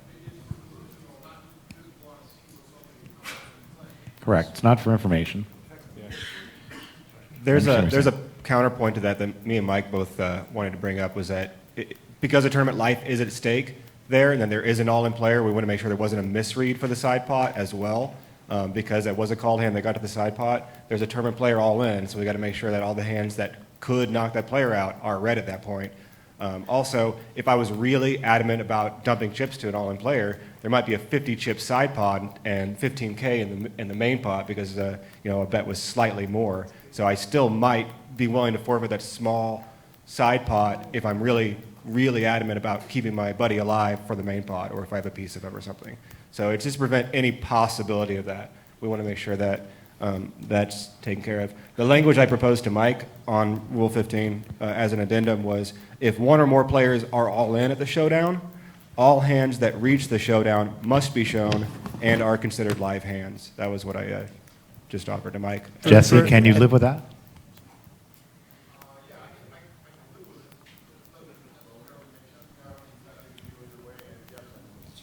Can I ask of the delegates here, if the situation is A's all in pre, B and C have played a side pot, C has won the side pot, do you believe B's hand should be shown? How many people believe we should see B's hand? That looks like a majority. How many people believe we should not see B's hand? Of the ones who believe we should not see B's, can you live with the fact that we're going to show B's hand? Try to live with it. Brian, what was your wording there? One thing, Linda. There are so many different. Not a major sticking. There are so many different ideas that have been. We've got about 4 or 5 different separate ideas that have been introduced. So what we'll probably do is come back with a comprehensive proposal for Saturday so y'all can take a look at it and look at it, look at all of these disparate thoughts in one edit.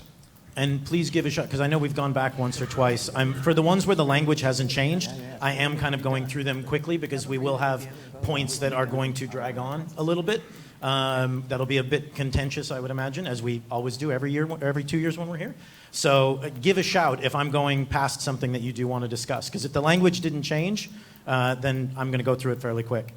So number 16, showdown order. We'll revisit 15 tomorrow, as Mike said.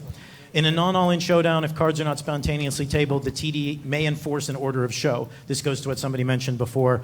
I go all in and Jan calls, and now we're doing the whole song and dance of who has to show. It is last aggressor who has to table. If there was no bet on the final street, then the player would be first to act in the betting round, must table first. That's first seat left of the button for flop, high hand and stud, etc. Except where house policy requires a hand to be tabled during the order of show, a player may elect to muck his hand face down. You can always muck and relinquish your claim on the pot. Kenny. There we go. Shouldn't you add the player who was first to act in the last betting round must table first, because in stud, it's not always the player that first to act changes. So first to act in the last betting round must table first. It's aggressive action. Aggressive action shows first, but if it's a checked round, it goes in order of showdown. You don't go back to the previous round. Sorry? He's talking about stud. Then same thing, the high hand. I mean, it's the first player who would have acted. Because it says a betting round, shouldn't it be the last betting round? Oh, I see what you mean. Yeah, no, that's a good catch. If there was no bet on the final street, then the player who would be first to act in a betting round must table first. It should say, if there was no bet on the final street, then the player who would be first to act in that betting round must table first. Right, that's good. Get out your red marker, Mike. All right, I'm going to pass it over to Miss Jan for number 17. Sorry. We're not done yet. Thanks. But I was wait, just there's wondering. more. I was Who just are you? Where are wondering- you from? I'm Matt Stout. I'm a poker player. Sorry. Thank you. I'm Matt Stout. I'm a poker player. I live here in Las Vegas. I'm curious why we're not doing last aggressor and flop games when it goes check on the river. I think it should always be last aggressor that has to show their hand. Okay. Well, because we got everybody to agree to it last time that it shouldn't be that way, so Yeah. we And- moved on and went with it. What was the- and we actually, what was the reasoning for the agreement, Because at least? for me, if somebody raises pre-flop and then it goes check, and then you say who bet first and who raised and why. It took and way why too long. It's The no reason is no you reason. guys The get reason mad is really at that the it's that hard to forget, hard to remember who It was is the very last hard to aggressor. remember. It is very hard to remember. Yep. You've got people tanking Definitely for could 5 be. minutes on every action when it goes check, and now you got to go back, and then you've got the four men to come over to unwind the action. This is streamlined it unbelievably. A lot That of us have doesn't been playing a lot longer. You may not realize it, but I mean, seriously, to go back to who raised pre-flop is just irrelevant at that point in time if the hand's been checked down. You have to think about all the things that a dealer has to remember each and every hand, and they God have to do forbid it the the dealer's same wrong. way over and over and over again, and they're focused on that. It's so easy to forget. And if you ask them, half of them are going to tell you. They're I on don't know. autopilot. Anybody remember? We waste more time with people arguing over who's supposed to show and us being like, okay, you're left of the button. But it's people very- arguing about this rule than anything consistent. else. But it's just very surprised. consistent, man. It's very It makes consistent. decisions very easy. I get that it's consistent. Matt, I will say this: the rule you're talking about was our rule for a number of years until 2013. We did change just basically so everybody could play the same way. I I'm aware, understand and all that of your changing is agreements, one of the and reasons I I showed up. agree with a number of them because I don't like the information being forced off the guy who's been calling the whole way. But just so every tour, every room could play the same way, that's a number of the compromises that we come to with the board. And another thing is if you're first to show and you don't want to show, it's not an all-in pot, you can muck your cards. No, I'm aware of that, but people still waste a lot of time like not showing their hands on the river. Believe me, and they then- waste a lot more time trying to figure out who made the first aggressive action back 4 streets ago. I mean, truly. Yeah, it was one of the ones that we kind of all agreed that we would go together with it. And that's, again, for the portion of standardizing the rules. We believe that everybody doing the same thing, whether they, I mean, it's not that big of a deal, right? Turn your cards over, that type of thing. So we just feel that it's not. It's better to go all together with the same way than to not, and that's the way we voted, and that's the way we're at. That's the way it is. Are they doing that in EPTs now too, Neil? Yes. They're doing left of the button if it goes check on the river in EPTs now. Since 2013. Okay, thanks. And we still always All right, encourage sir, sit players. down, please. We still encourage I players. love you too, Tab. We still I encourage. was going to thank you guys for the explanation and move on, but you guys keep going. I'll keep talking. Let's go. You didn't get to B, which is. We still always encourage players who know they have the winning hand to turn them up, but a lot of times they want people to play in order so they can see their hands. So if you know you're waiting on somebody who's going to show you the nuts, just throw your hand away if you don't want to show. All right, let's move on. Okay, so 16B. Yeah, sorry, I'm reading the one on my computer and it doesn't have a B, so. Except where the Wait, house. we have a couple one back questions here. and then we're got to close it off. It's about B. All right. Yeah, except where the house requires a hand to be tabled during the order of show, a player may elect to muck his hand face down. The changed language, or the added language, is if all but one player mucks his cards face down without tabling, the showdown is uncontested and the last surviving player wins. He's not required to show his cards. That is a change for a number of you. Jack, would you like to speak about this? Yes. About what? That you don't have to show the winning hand. Steve, I know you came here today hoping that you could battle me on this, but I've already decided that it's going to change and that you don't have to, right? The one thing that I would like to say about this, and I'll keep it short and sweet, is that we have to protect our games. We have to protect from collusion. We have to be intuitive in the games, and that includes our dealers, includes our floor staff, and all of that. And we have to be cognizant when things don't look right. So, with that said, I'm happy to give the pot to the last live hand. I think it seems to be an accepted thing across the board, regardless of the action being complete. I always live by the rule that a showdown means a showdown means a showdown, and that a hand must be shown down if the hand is completed. But apparently that's not an accepted practice within the poker community, so we're going to move on. Easy, right? Way to go, Jack. Way to compromise. And that's something that was approved at the last TDA Summit, and Jack, was a holdout on that one, but it was something that, we've been badgering about for 2 years, and I think the players have finally got to him. They finally got to him on this one. Mike, I don't like I don't like that word, the last surviving player. Can we say the last player with cards? Well, that's why I'm old. That's why I have a problem with it. If you're dead, your hand is dead. Notice it's the oldest player up here who didn't like the word surviving. But that is a good one, and obviously that's a big one, and Jack cannot change it at this point forward at the World Series, so it'll be changed.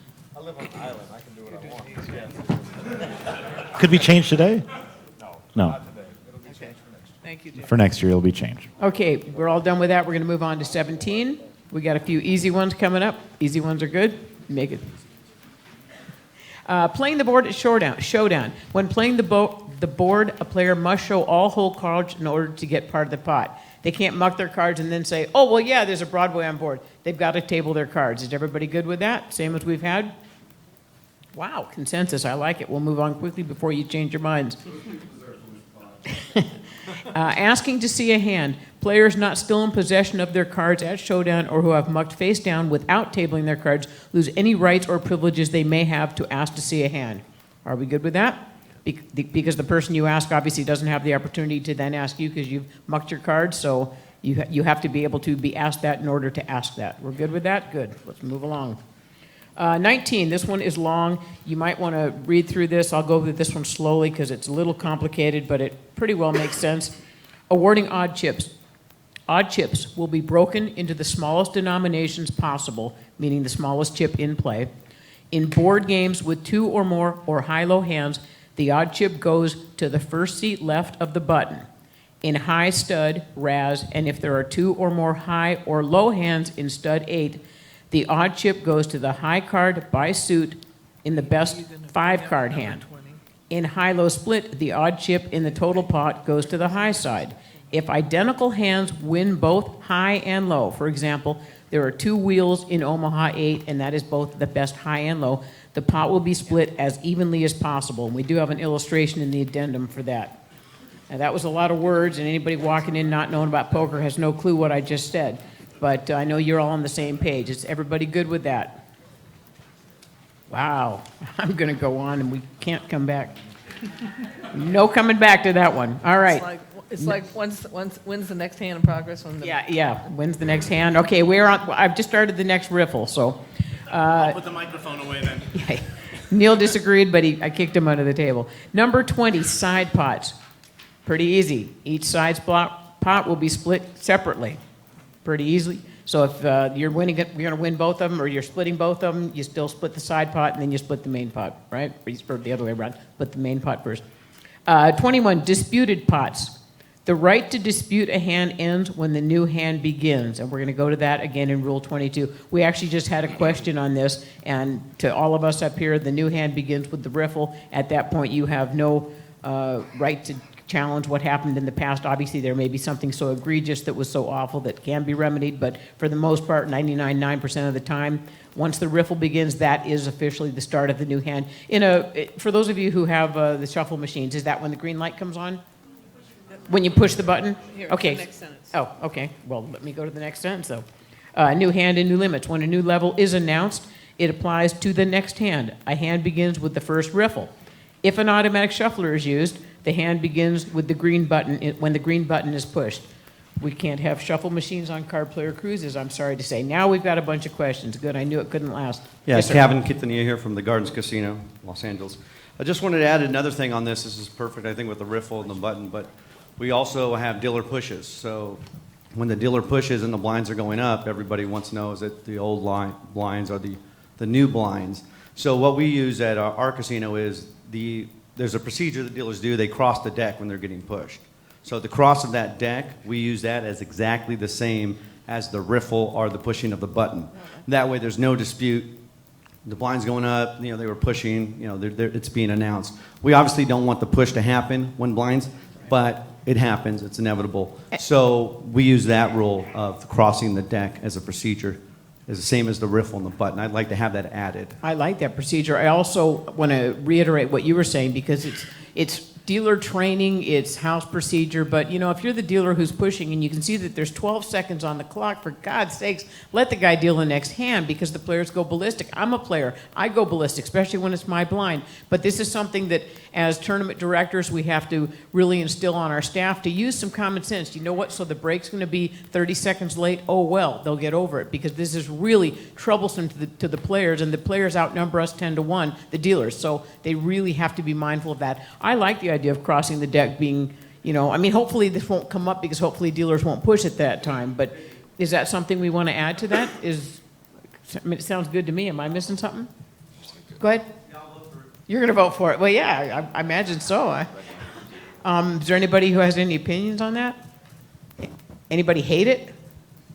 Maybe a recommended procedure. Maybe we can put it in as a recommended procedure. We can kick it around tonight and see if we can come up with some verbiage for that for tomorrow. Matt?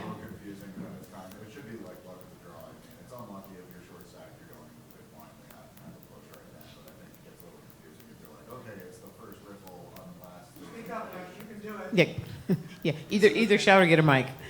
I think it's a little too complicated. I understand, from a player's perspective, it's definitely annoying if you're short stacked, you're going into the big blind, and that happens to you. But I think it's also kind of luck of the draw, and I think it's a little confusing to put in a rule where it's like, okay, well, it's the first riffle or the push of the button unless there's a push, and then I think it just makes the rule a little bit too complicated, and I don't think it's worth it. I don't believe it's ever been the push of the button. I thought the first riffle and the push of the button are the same thing. No. The green button on the shuffler, the green button. Oh, I'm thinking dealer button. I'm sorry. No. I forget about green buttons. We don't have shuffle machines. I just think it's a little overly complicated, and it's not worth the minor difference of someone getting unlucky and being in a larger big blind. It does solve the problem though when the push comes through right at the level increase, which can be very troublesome. It shouldn't happen very often, but it. That's what I mean. I just think it's luck of the draw, and it's unlucky for you. It's kind of Can the same. I get you to tell all the players that? Because if all the players believed that way, we wouldn't even be having this discussion. But unfortunately, all the players don't believe that way. They think they're getting screwed. I mean, I haven't seen it come up that much, and I haven't seen really players complain that much. But I mean, you get a lot more player complaints than I do. But I do play a ton of live poker for the past. Sounds 9 like you're years. playing in card rooms where the dealers know the procedures, and that makes a big difference. Yeah, for the most part, I am playing the biggest tournaments. It's the smaller card rooms where the dealers are not so savvy, or the tournament dealers who only deal 2 months out of the year, who don't remember these things, and it can be very troublesome. We can talk about that. We can even bring that back up tomorrow if you guys want to think about it.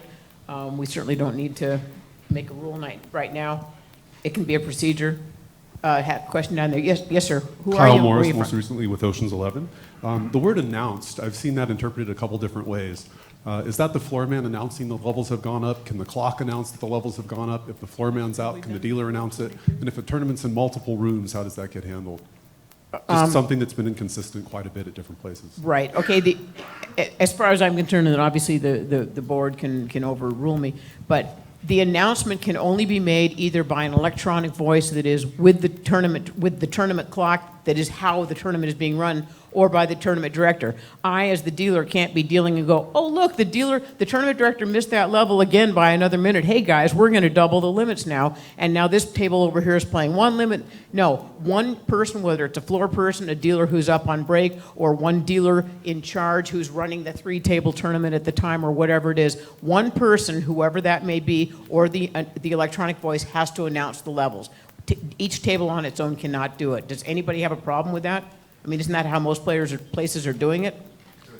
Well, Yeah. I played in a big tournament with like 800 players recently where nobody was announcing it and the dealers were supposed to announce it, and that's just wrong. And you need, if you're a tournament director, you need to make sure that you're paying attention to the clock and that you announce the limit. You can't have different tables playing at different limits because that dealer noticed and the others didn't. So please announce them.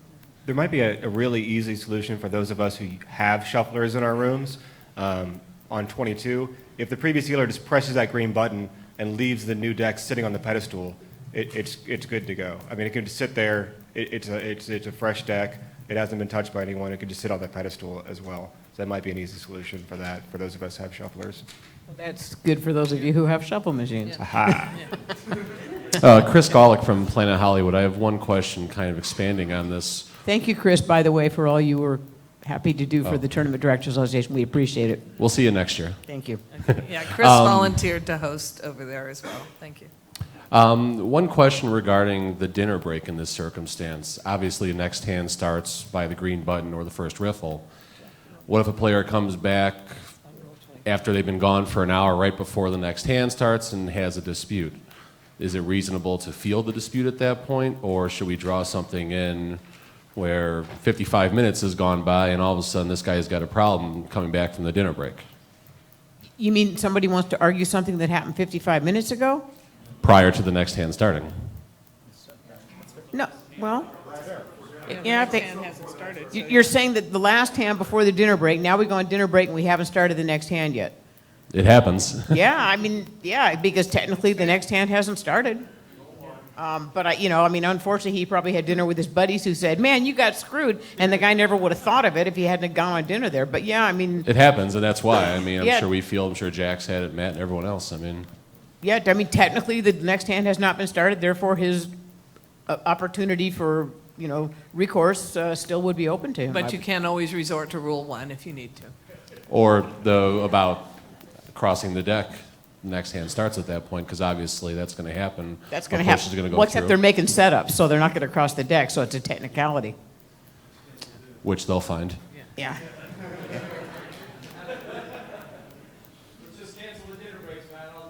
Yeah, let's just play iron butt tournaments from now on. Is that the new official name? Yeah. Wait, somebody back there is standing with the mic? The gentleman in purple? Tim Briggs, the Quan Casino. I was going to say the same thing. When crossing the deck, if you're going on break and you finished, you cross the deck, even if it's a 5-minute break or a 10-minute break or a lunch, the cross of the deck's the end of the hand. If they don't bring the dispute up, I couldn't imagine fielding the dispute after 55 minutes. I kind of like using that as an out, Chris. That's the same thing, because you might be doing a color up and everyone's going on restroom. Now they get in the bathroom, they all talk, and things come up that never would have come up before, and we could move along. Instead, we're going to spend 12 minutes trying to untangle something that really is over and done with, and you should have spoken up sooner. I mean, not that something wasn't wrong, but why didn't you speak up when it happened? Well, because you didn't think of it either. So I kind of like that if the clock runs out and you go on break, maybe that's also the end of a hand or the start of a new. Steve, you can pop up anywhere in the room, and we know you're the same guy. You're back there, you're over there, you're up here. Just slowly working my way forward. I see that. He's working his way up back to here. Rule 22, new hand and limits, which we've been talking about. I suggest to add clarity that the adjective orally be put in before announced, when a new level is orally announced. Okay, that we're adding the word orally here. Verbally. Yeah, I go with verbally. Oral kind of has other connotations. Little levity, sorry. Technically, verbally applies also to written, while orally applies but we're not only that to smart. spoken. So it would apply both How to the about automatic announcement. Is and- announced with words out loud. I don't think we need that clarification. Yes. Kelly from Brigada again, and I was just wondering, in specific to this, in addition with Stephen's comment, would there be a consensus in regard to when exactly we are announcing the levels? So with the Bravo automated announcers, of course, as soon as the level runs down to 0, you'll get that automated voice come over your poker room. However, those of us who are functioning without that automated voice, is everybody letting the clock run down exactly to 0 and then starting that announcement, or are we Very doing it good on point. a 5-second, 10-second, and would we like to specify that? Good point, because sometimes there's 15 seconds left, and some will say dealers, we're next hand. This is the last hand when, in wait fact, the until dealer's the shuffling. clock gets to 0 to make your announcement. And a lot of it, too, is a function of how large your card room is. If I'm the tournament director and I have 3 tables and I can see all 3 of them, and all 3 of them are on the flop and the clock is at 15 seconds, I can go ahead and say that so I can move about with my business. But if I'm in a card room, if I'm at the World Series of Poker and there's 22,000 people in the tournament, I need to let that clock run to 0. So I think the tournament director needs to be mindful of what works in his particular situation. I think you have to, you're never wrong to let the clock run to 0. And you can go ahead of that if you can have a visual on everything to where that's not going to affect the outcome. Because you want those tournament rises to be on time. You don't ever want to let them be late, but you also don't want to let them be early. You had a question over here? No question, just Aaron Wall, Aria. I know Barry Greenstein came in the last summit with that exact same question, and I think we all agreed that we were going to wait for 0 because that makes it consistent. Right. Mm-hmm. And you're never, if everybody's on 0, there is one TD announcing at 7 seconds, one TD announcing at 4 seconds. Right, 0. Yeah, I mean, 0 would be the written rule, but you can use your common sense. If you can see all 3 tables are on the flop at 15, you can go ahead and say it. But 0 would be the correct procedure. Exactly. Right, Tom is saying at a final table, the same thing, you're watching one table and you can see that the dealer is just pitching the cards out and there's 25 seconds left. You can go ahead and let the players know that after this hand they'll be on break, but please act in turn. Had a question back here. Yes, actually, it's just a comment following up on Matt's comment. This is Brian with the PPC. The one reason to add that verbiage, though, with the crossing of the deck, it just takes away any PR problems for any event in a case of a player feels wronged on an unknown, not adding that in there, and then it's left up to the TD's discretion, whereas if it's left in there, written clearly, that way nobody's tweeting things out, saying things about, the event. I like that in conjunction with can they still argue a hand that happened 55 minutes ago because the button hasn't been pushed or the cards haven't been riffled. So that, that kind of is a two-pronged sword to add that in there. Yeah, I don't know that we need to add that. We can add that as a procedure. We can add that as a recommended procedure. Everybody good with the recommended procedure rather than rule? Okay, go ahead. Jack's going to take you on forward. Okay, guys, we're going to go into rule number 23, which is the chip race, scheduled color-ups 1, section A. So I know everyone kind of does their thing, but hopefully everyone is sticking to this procedure, but at scheduled color-ups, chips will be raced off starting in seat 1 with a maximum of 1 chip awarded to a player. Players can't be raced out of play. A player losing his last chip or chips in a race will get 1 chip of the lowest denomination still in play. I think everybody probably good with A. B, players must have their chips fully visible and are encouraged to witness the chip race, something that we don't do enough of in making this announcement to let players know, ahead of time what is actually going to happen with the race. Everyone kind of rushes off. It's break time. People want to go to the restroom. We, as tournament directors, collectively should do a better job of making sure that that message gets out even prior to actually going on break. I'll tell my guys a minute, 2 minutes till, you can go ahead and start telling people, we will be doing the race off here at this next break, don't run off. If after the race a player still has chips of a removed denomination, they will be exchanged for current denominations only at equal value. Chips of removed denominations that do not fully total at least the smallest denomination still in play will be removed without compensation. Everybody's good with A, B, and C? Yes, yes, yes. All right. Pretty simple. Yes, no. Question? Yes, no. Go ahead, Steve. Just an organizational thing. I mean, this is really related to Rule 52, count of opponent's chip stack. So maybe they should be closer together. Okay, we'll note that. Mike? Yeah, that's a good point, Steve, and they are linked. If you go to Rule 52, it references the countable chip stack rule, Rule 24. And Rule 24 is cards and chips kept visible, countable, and manageable, discretionary color-ups. Now, A, players are entitled to a reasonable estimation of an opponent's chip count, thus chips should be kept in countable stacks. TDA recommends clean stacks and multiples of 20 as a standard. Players must keep higher denomination chips visible and identifiable at all times. TDs will control the number of denomination of chips in play and may color up at their discretion. Discretionary color-ups are to be announced. C, players with live hands must keep their cards in plain view at all times. All right, we have a question. There we go. Thank you.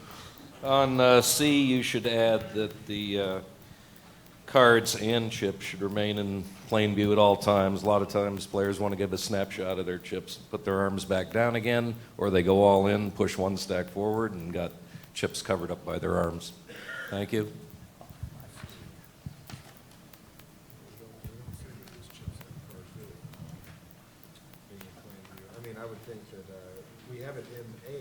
So A says that players must keep higher denomination chips visible and identifiable at all times, meaning that, obviously you want to keep the higher denomination chips segregated from your other chips, meaning that those would be either in separate stacks or on top of a stack. And of course, that's, procedural recommendation, but I don't know that C needs to be altered as it more relates to cards being visible for that section. Mike, you agree?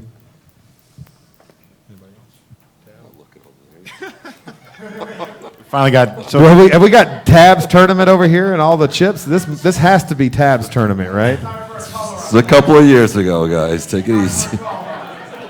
I would definitely be sending This is Jessica Matt's Hudson favorite over to get photo. this He guy shows it stacked every right time. here.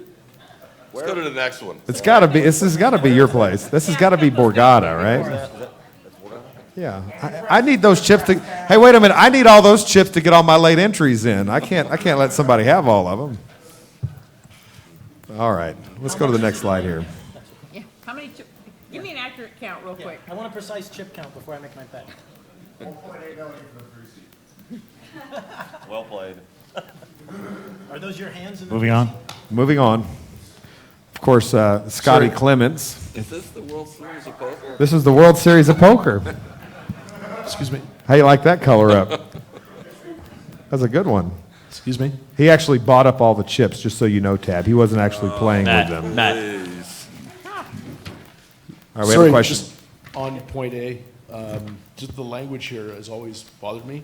but it says, I'm Michael Boyle, by the way, from Playground Poker Club. And it says players are entitled to a reasonable estimation. And I just worry that that can be interpreted that the dealer can provide that, which obviously nobody intends. And what the estimation that players are entitled to is a visual inspection or a visual estimation.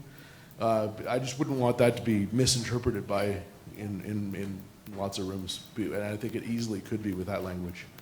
You know, and I honestly think that it really comes down to the players. I mean, players should do this as proper etiquette. You know, this to me is automatic. I mean, you're playing a game where you're trying to win each other's chips. They should be countable, visible, should be able to look down there. And if you follow these procedures and keep them that way, then they should be able to. And so, you know, if there's something obstructing the view of the chips or something like that, the dealer should assist in kind of letting the player have the view, and obviously if it's just completely there's no way you can find the count, then the dealer should assist in making sure that that count takes place. Yeah. Sorry, I just want to point out that I was pretty sure we actually do have a rule that's associated with that. It's actually number 52.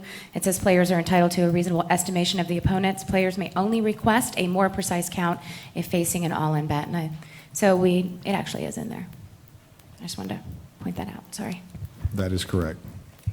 All right, moving on. We have. Okay. These are two quick ones. Deck changes will be on the dealer push or level changes or as prescribed by the house. Players may not ask for deck changes. Obviously, that's a rule. And the only caveat to that is if you're not using, if you're having issues with cards, players point them out, you might change them a little more often. That's all I'm going to say. Okay. And then in number 26, rebuys. Players may not miss a hand. If a player declares intent to rebuy before a new hand, he is playing chips behind and is obligated to make the rebuy. Those are, I don't have any rebuys, but somebody might have rebuys out there. Okay. Go to sponsor.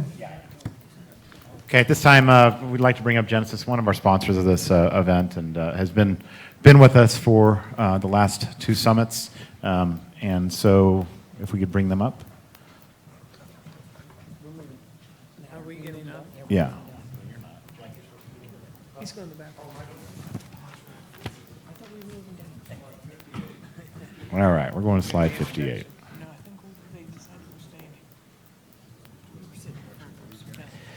All right, so we took a player survey, and this player survey went out, and we had 170 responses, Mike, which was great. And not just, they weren't just A, B, C. People actually got involved and detailed on what they said, what they didn't like, what they liked, what they didn't like about the TDA, what they didn't like about the TDA, things like that. And one of the slides, or one of the questions was what are your biggest preferences, the preferences that you would like to see discussed.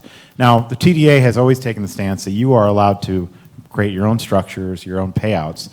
And, one of the things that we have read is that they would like us to try and standardize that. And we just feel that that is up to you guys. That is your area of expertise, and you know your market better than we know it. So we would like to leave structures and those things with you. Okay, so issue number one, flatter payouts, was obviously one that was discussed. But at the same time, I think that, again, it is up to you. I have gone to a flatter, a 12% payout. Tab likes a little more top-heavy payout. I'm not sure what Johnny's doing, but Jack is about 10% as well.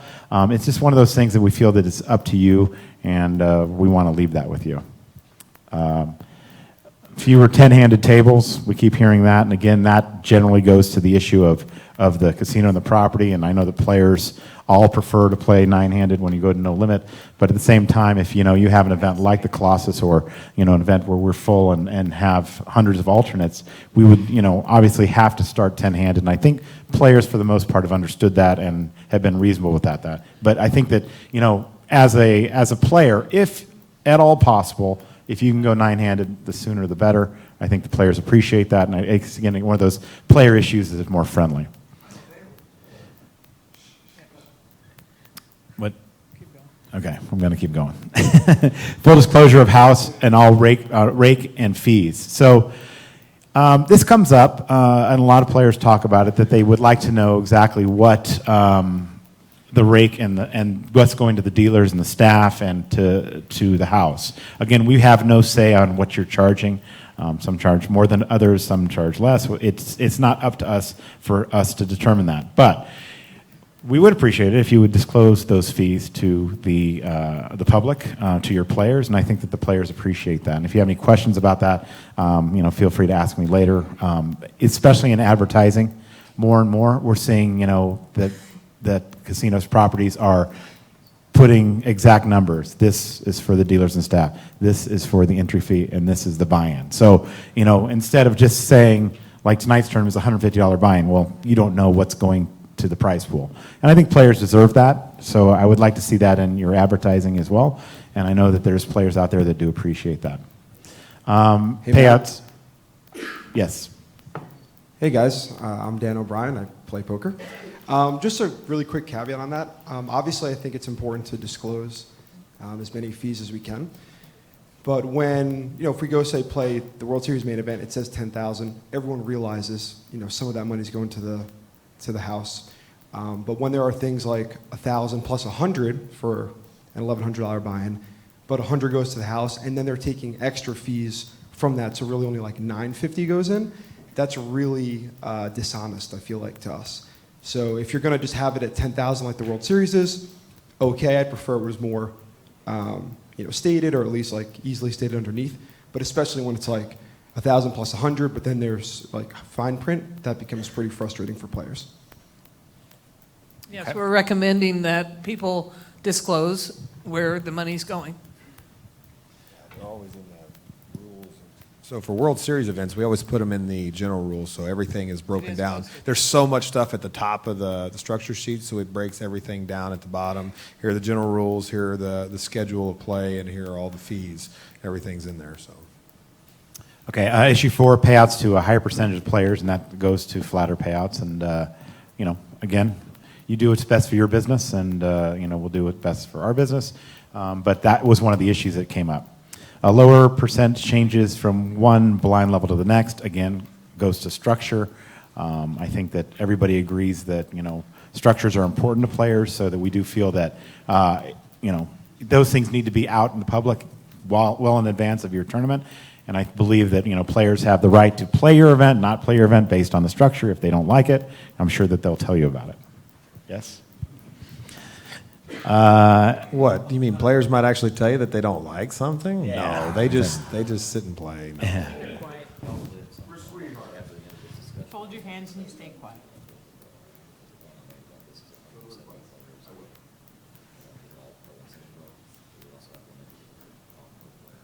Yes, okay.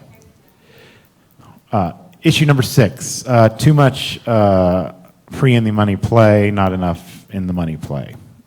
Again, goes to structure. I think that there's adjustments that can be made, if you feel like enough people are upset about it, complaining about it. But at the same time, I think that, again, that goes to property by property. And again, it is a competitive market out there. You try and do what the players will come in and play, and get away with what you can get away with as far as making a structure shorter or longer. Obviously, one of the things I want to do on add to that is, the introduction of more and more chips and levels and things, and some players will ask for that, but at the same time, don't forget you're affecting the bottom line of the casino, cash games, you're affecting dealers, staff, how much everybody's making, and that type of thing, overtime. All of those things are factors that you guys deal with on a day-to-day basis, but a lot of players don't realize that that's actually an additional thought that goes into it. So, when you keep adding chips, just keep that in mind. I've been harping on that for about 6 years. So, survey was 170 active pro, semi-pro players. Respondents cited 7 major rules concerns. Issue number 1 was first card off the deck. I think we're getting into that later, Mike. Yeah, we're going to get into that a little bit further. Issue number 2 was I like the rules the way they are. This is ranked, by the way. Allow more hand discussion when heads up. Okay, so we'll talk about that a little bit later.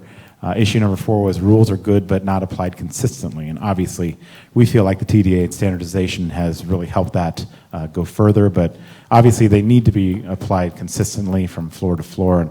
And I think that a lot of people that run these bigger events have floor meetings before the tournaments to make sure if there's any issues that have come up. There are things that have come up in poker over the last few years that have really, brought new rules to the forefront. And again, we're going to discuss some of those later. I don't want to show winning hand if the competitor is muck. Well, Jack's already changed that, so that is now going to be a rule. Need better management of clock and tanking. And again, we're going to dig into this one as well, because not only has tanking become more and more prevalent, but it's also created a major problem and has affected the amount of pleasure people are getting out of playing these events. And I'm sure you've seen it, that I don't know where this came from, but I figure it's from, the TV generation of playing poker, that people are taking more and more time to play, and it's really irritating to a lot of those people that are out there playing the tournaments. Okay. We'll get to tanking later. What you most want to see changed in tournaments today. Again, issue number 1, players tanking, long decision times.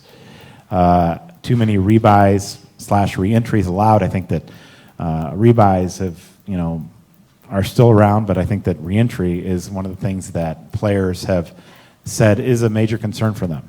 Some people like them, some people don't like them. There are reasons why people like them and don't like them, but again, we're going to dig into that a little bit after lunch as well.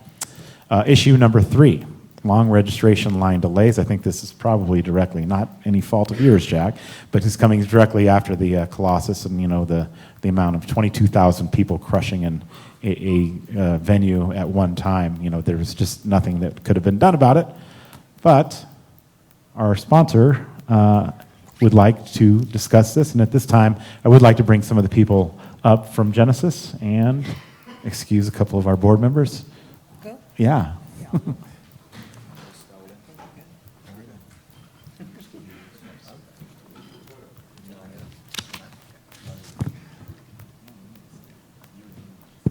Christian, come on up.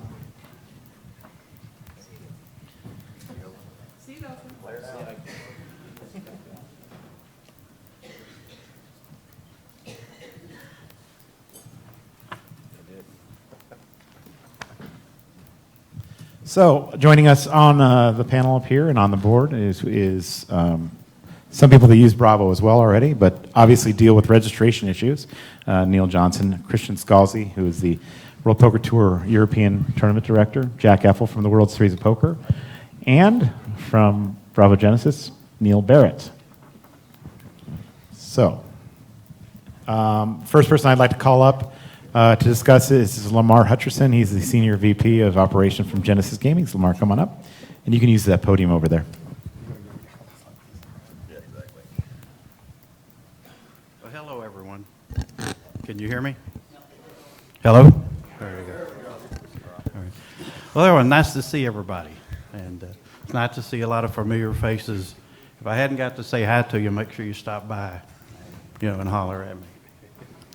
All right. On behalf of Randy, who can't be here today, Genesis Gaming, and our partners, new partners, Living It, Loving It, I want to welcome you all also.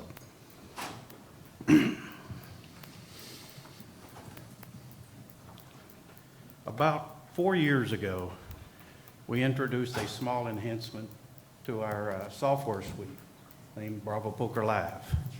Not sure if anybody would use it, if it had a use or anything. 4 years later, we have about 400,000 people using it.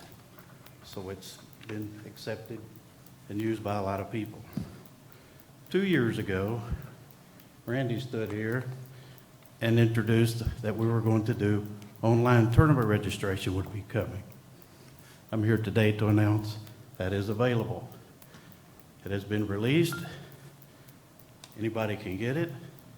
It has been approved by several jurisdictions. Nevada recently, about 2 days ago, issued the letter. So it's fully approved for anybody to use here. New Jersey, Florida, and California. With that, the website has been upgraded. The Android and the iOS apps will be available about the time of G2E this year. All right, our first casino is scheduled to go live late this summer. Thanks to Venetian for stepping up and being our beta partner in this.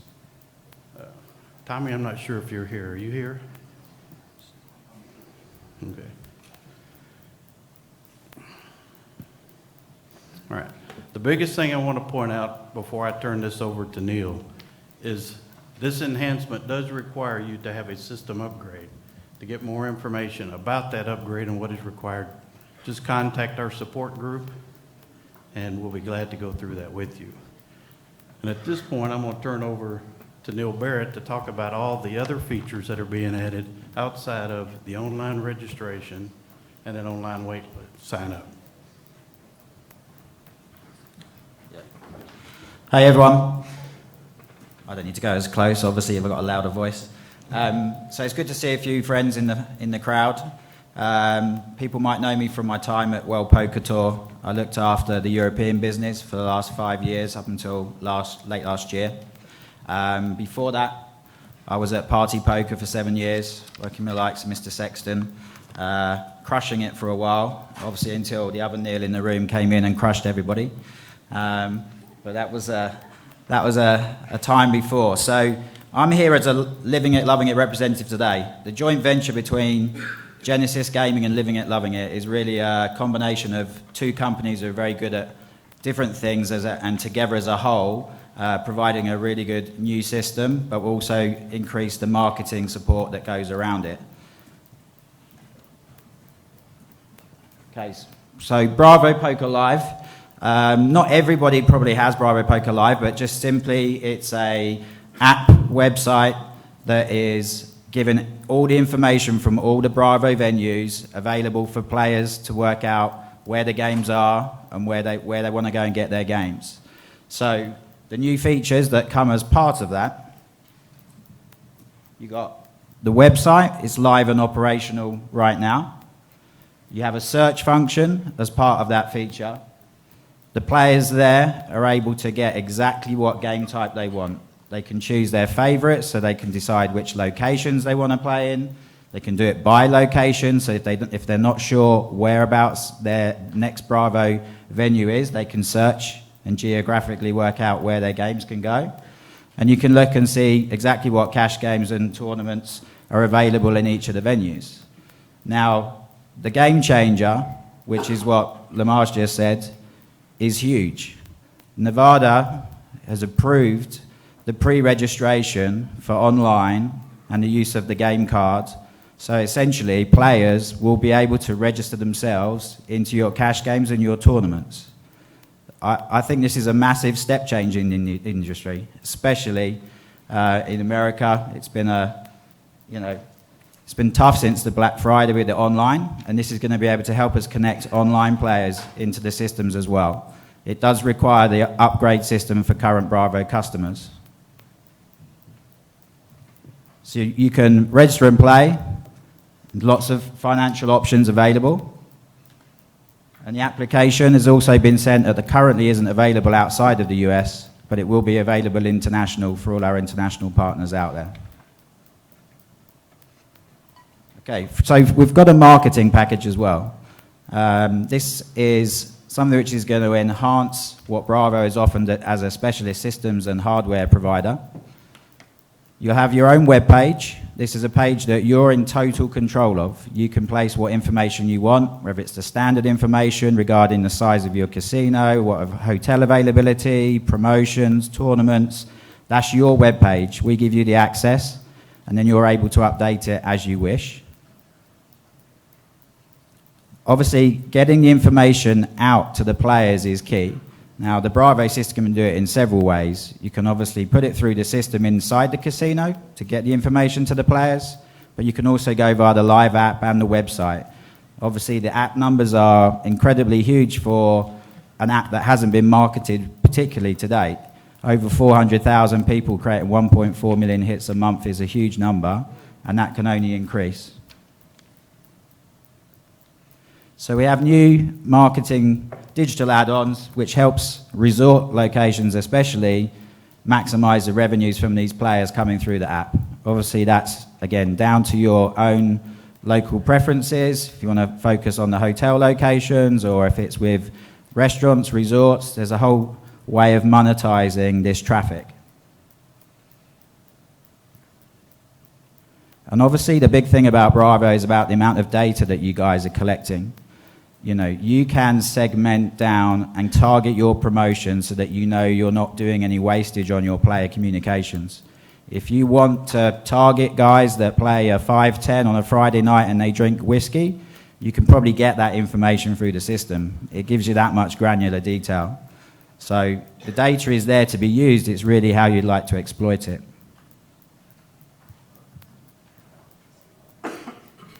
And the delivery of the promotions with the new marketing package we put in place, it enables us to be able to facilitate a monthly newsletter where we can put the information in for all of the Bravo customers. There's obviously ways of doing this via SMS, through direct mail. Again, the options here are endless from a marketeer's point of view. This is a dream scenario. Now, social media obviously plays a very important role. We can't all have the amount of followers that Matt Savage does, so we have to look at how we can work together. And the great thing about the system here is that this is an opt-in choice. You can decide not to select it as a player, you can decide not to select it as a casino, but essentially you can have your casino Facebook, Twitter pages and integrate with the players. The fact that you can actually publish your results and they can link in and work alongside you, you obviously create a massive halo effect from the social media, which is the key to social media, as we know. One of the main tools at the moment is for putting out warnings for overlays. Here, this is all automated. You know, you can decide to use the data. They can see exactly how many players are there. You can put out the warnings. The players have got a constant flow of information. Building a bigger community is key in social media. This, obviously, with the opt-in options for players, they can join and feel really part of the community. Can certainly build out on a lot of the programs I've seen the casino partners doing in Europe. And obviously, it's the main social media forums. But we have the ability, I think, what I've seen from my time with Genesis so far is that they're a very small, agile team that takes on board all of their casino clients' information, and they're able to act very quickly, which is a key refreshing time after being in a corporate world for some big businesses which sometimes take a long time. They really are able to deliver for their customers. The BPL game card, it's important here. This is a wallet solution and not a credit card. But we know moving money for players in Europe, it's harder because we have currencies and territories, but it's not something that players want to be able to carry lots of cash around with them. So this solution is something that we've been working on for a while. Helps you manage their bankrolls. They can take the money in and out. At the moment, it's anywhere Discover is accepted.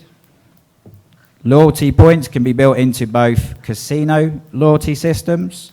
We can also build into online platform systems. So when we come down the road of working with online qualifiers in jurisdictions, we're able to facilitate, if they tell us so many points is worth so many pounds or dollars, then we can work that out. You can access the funds, deposit winnings back onto the card. All of this is jurisdiction compliance based. It's going to vary from territory to territory, but essentially we have the systems in place. I think we're slightly ahead of the curve. The ability to pre-register alongside the game card, we do believe it's going to increase the numbers in each of the tournaments. We've also, last point there, low transaction fees. We've even managed to strike a deal with the banks where we can offer an extremely low flat fee of $3 for a tournament, whether it be $1,000 or $10,000. So it's a very low fee-based product. So hopefully we can all see the curve there of what we're trying to achieve. We have increased marketing opportunities through the app and the website. We have the ability to social media integrate into your systems with the players. We have an improved operational efficiency. Obviously, the crux of the Bravo product is to be able to ensure that you have all the data for your dealers. You want to speed them up. You want to make sure that they're dealing the right games to the right customers. Then you have the ability to get all the reporting needs to make it happen. It has to be good for the players. It's pointless us creating something unless the players endorse it and they use it.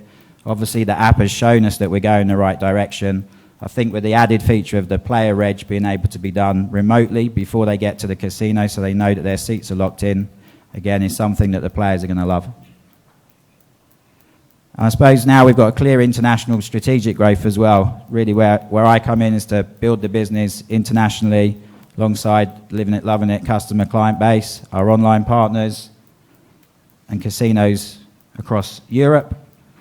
But that's not to say that obviously we're working from a very robust, big US database. We have a proven track record of being able to handle and deliver, and we're all compliant and regulatory, and we understand finances.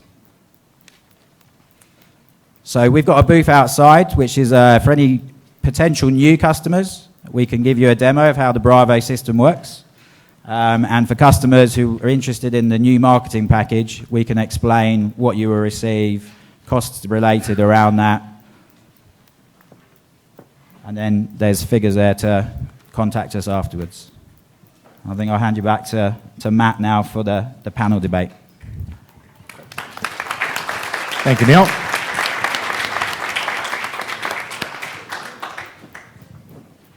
Okay, so again, Bravo Poker Live is something that we use, a lot of the properties you use. One of the questions I might have for you is, Lamar, is how can we integrate this? How can somebody that doesn't have a big card room use Bravo Poker Live? How can they get involved with that? Well, to have Bravo Poker Live and all the features, you need our software in the casino. And that's part of the strategic part is the software within the casino then sends a lot of the data to the site that you communicate to the players. So it does require you to license our software. Okay. And there are various packages and so forth that you would talk with Randy about. I don't usually deal mainly with sales. Okay. So topic number one is delivering accurate and timely event information. One of the ways that, you might do it up in events that are big is to get the information out to the media, get it out through social media, that type of thing. In what ways would this be possible with Bravo Poker Live or for the other events around the world? Neil? Well, I think you've seen the features. We're able to do a big magnifying effect around the actual social media aspects. I think that, players receiving the information early and having a clear instruction on whether it be the structure or the timings, we're able to deliver that, say, through the casino software so that all your loyal customers will be able to see that. So on your normal, regular cash game clocks, you can have information of the tournaments that are coming up. You can segment the screen so that they can display the relevant information for your next week of activities. And then obviously through the website and the web pages, there's the ability to reach out to as many players as possible and give them the information up front. Okay. So speeding up the registration and buy-in process, I'd like to actually hand this one over to Jack.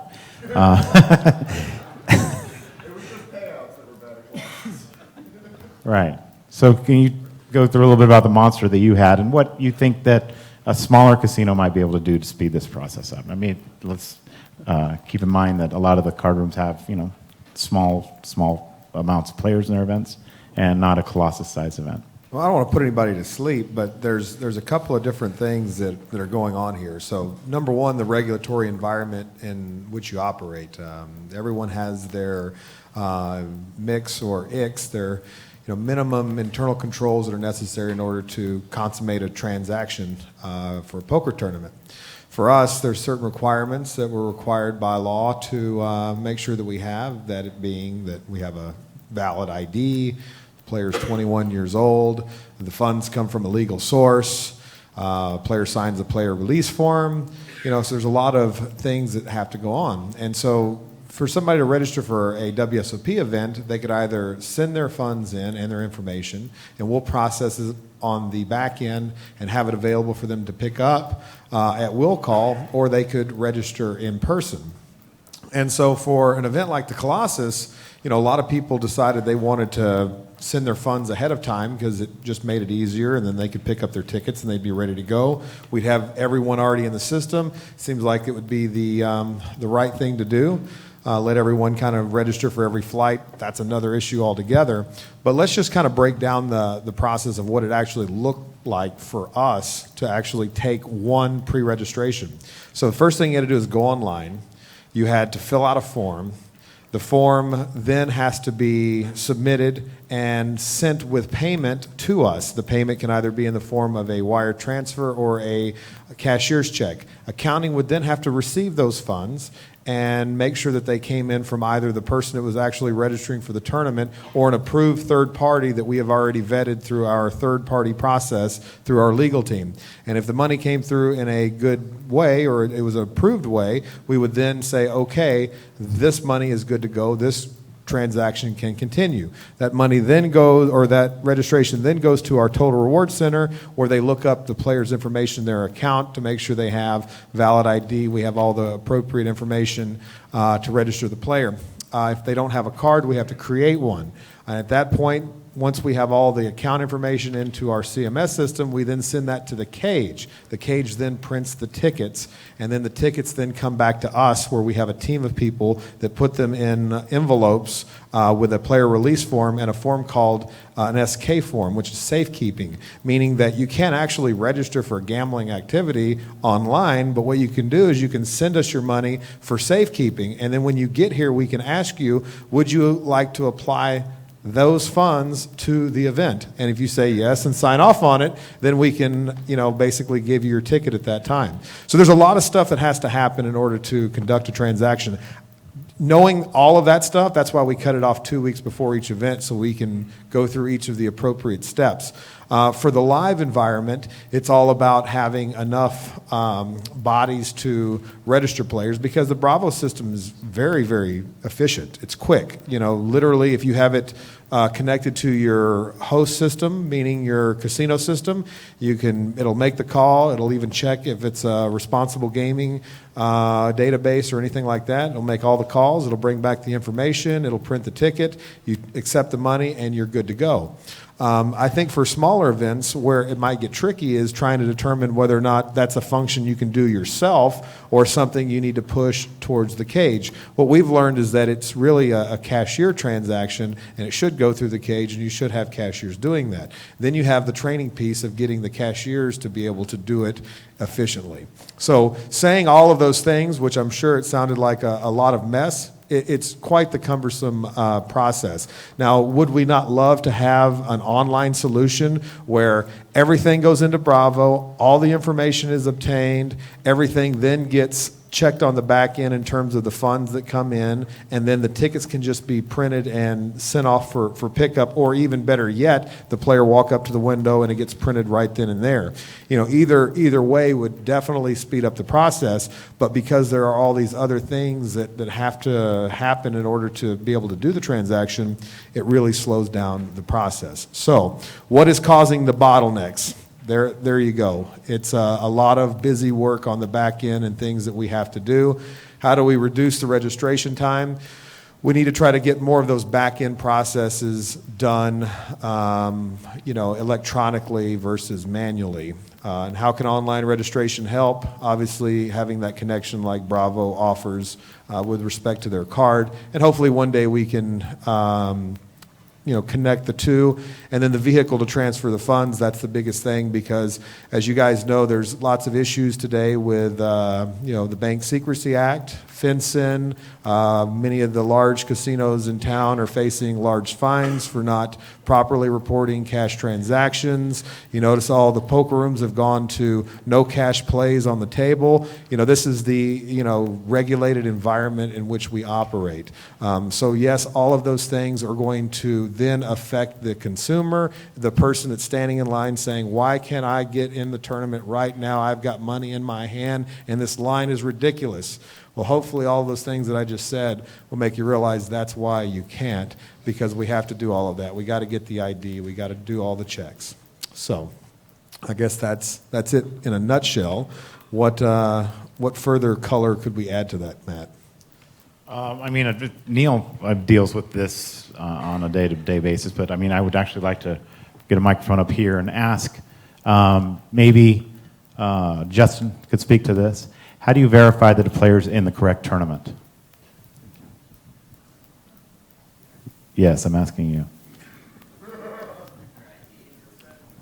Their ID and a receipt. Okay. Have you had any issues recently about players signing up for the wrong tournament?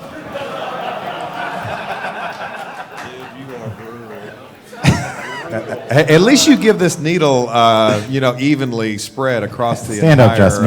He's a landscape TD here Matt. at the area. No issues that I've ever heard about.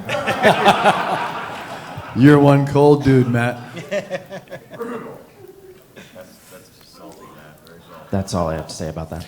See, in his $100 tournaments, he doesn't have these problems, so that's why he has to give us a hard time. Okay, there you go. There's a needle back for him. Hey, Jack, one of the ideas that might help with the registration is one of the reasons I won't register late at night for a tournament the next day is because I'll get chipped down. If I come in late, something happens, you're running late, whatever. Ladies and gentlemen, Kevin O'Connell from where are you from, Kevin? Scottsdale, Arizona. Scottsdale, Arizona. Okay, that's Kevin. Okay, yes. You come in late at night, you want to register, but you don't want to come in because you know your chips are going to be blinded off before the tournament. So we've been kind of toying with the idea of whether or not stacks should go out at the beginning of the tournament or when the players show up. It's really a battle for us. For the events that are predominantly overran by amateurs, Colossus, Millionaire Maker, Monster Stack. Majority of players want to see every single hand, so they're going to be there at the start of the tournament. It's hard to say the stacks are only going out for every single event, or it's going to be even tougher to start some of these events with 8 hours of late reg or even longer for some of them. So it's one of the things that we have kind of played around with, and it could get to the point to where it just has to be a full stack, whether you come in at the beginning, you come in the middle, whenever you come in, it doesn't go out until you set down. For true chip reconciliation and to try to be as pure as you can, it's probably the right thing to do, and eventually we may go there. But Kevin, who starts so many tournaments every single day, will tell you that on time, usually. On time, that if you don't put the chips out, then players won't show up. So it's a little bit of balance of what Johnny deals with. It's a little bit of what I deal with late registration, and it's the way that I kind of are able to kind of have both, right? I'll put your chips. You want the luxury of being able to buy in before the tournament at a slow time, then you should be there on time at the start. So that, at least that's kind of how we see it at this point. So. All right. We're kind of in the middle of everyone with the way we switched to registrations on last season, and we'll continue for this season of the EPT. But basically, the way we put out the stacks is if all the 8 seats are sold, then we will tell the dealers, hey, all the 8 seats are sold, put the stacks out. Because that means a player has physically shown up, they've collected a ticket, and they're in our tournament now, in our opinion. However, our players that understand the late reg, the players understand obviously the angles of all the different ways to register and everything. They know if they don't, and angle's not the right word, but you know what I mean. Well, it's the players figured out our qualifiers who come to every event that if you know you're in, you know you have a full stack, you know you're not an alternate. If you don't show up to us and pick up your table and seat until you're ready to actually go, your stack is never being blinded off because you've never actually collected the seat, but you won't be an alternate. We know you're in if you've wired money, if you've bought in through stars, however you've got in. So, but once we know that we have 40 tables and the 4 seat is sold on every table, we're going to put the 4 seats out because we're trying to find that in-between balance of we don't want a 3-handed table knowing that 10 seats were sold on that table. And they have no dead stacks to win. They have no chip. They're just playing 3-handed. And you can register somebody in Europe that way, unlike us where we can't, where you have to say, I want to apply this money to the tournament, Yeah, the regulations are, I mean, the European Union is rapidly moving the same direction that the United States is as far as, they already have a lot of the same rules, like the 10K rule and stuff like that, but the countries are so disparate, but they're all in the European Union that the financial rules are I mean, and you guys both know this, you guys have operated over there as well. It changes sometimes per state within the country and per country to country, so it's, but for our actual registration process of putting the players through, that's what we did for EPT last year, and it seemed to work, very well for everyone. And it got a little bit less late reg as players started coming in once they collected their ticket. No, I agree with you too. I'm one of the ones that I'm usually there early, but I was thinking it might be a way to alleviate some of those long lines. Matt?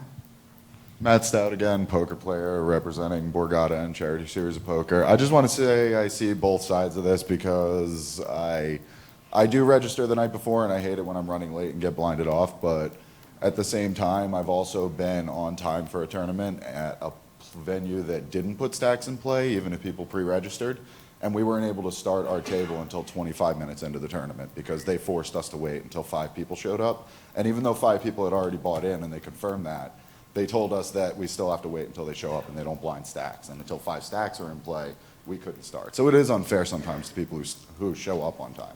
So even though I like the idea, you have to find a way to prevent the unfairness to the players who actually show up on time. Well, that's so it's kind of tricky, I understand. That's the problem, is I think most tournament operators would love, like our gentleman over here whose tournament starts at 7 o'clock. We would all, 7 o'clock. It starts at 7. Every tournament director I know would love to go, start it at 7, there's my 100 seats, my 100 stacks, let's dance. Yeah, that's why But the overwhelming majority of the players, they want a full stack for late reg. You have, Jack's got multiple bracelet events that happen. We just did EPT Monaco, which had 79 events in 10 days. Like, we need late registration. No, I understand. We're running over and over, so but you do have that balance, and to me, it feels bad because you're penalizing the person who showed up on time and wants to play your tournament from level 1. Yeah, but the trend has pushed us in the other direction. Yeah, and you should get a full stack when you late reg. If I show up at 12:30 for a 12 o'clock World Series event, I expect to get a full stack. But if I bought in the night before, I don't complain that I was blinded off X amount by the time I get there because my stack should be in play. Because I don't think that there is really a better way for you to do it where I wouldn't be blinded off, but you would be able to avoid having those tables that can't start, and it's unfair to Well, Matt, and the difficulty to that, sorry, real quick, the difficulty to that is you want people pre-registering. Can you imagine what the Colossus would have looked like if Jack didn't have 12,000 people out already in before they showed up? So trying to balance that is the biggest difficulty, because I want everybody buying in. I would love, we have Barcelona coming up in 6 weeks. I would love if I got a call today saying, hey, we've sold out the main event on both days. Fantastic. Yeah. Where's Twitter? I just wanted you to know sorry, that we're done. I just want you to know I'm in the same boat as Kevin, but I don't blame you for not having. But when you're ability to saying do there's that. 5 players and they wouldn't start unless there was 5 players, isn't that only on a new table late? No, we were a table that was one of the original tables, but they weren't blinding stacks of people that already bought in. 6 or 8 people had already bought in, were satellite winners, whatever. The floor confirmed that there were enough people. There were 6 or 8 people who had already bought in that were at that table. That's why they wouldn't do anything else, but we just had to wait for people to come in for their stacks to go into play and for us to I start think they're playing. just clearly doing that wrong.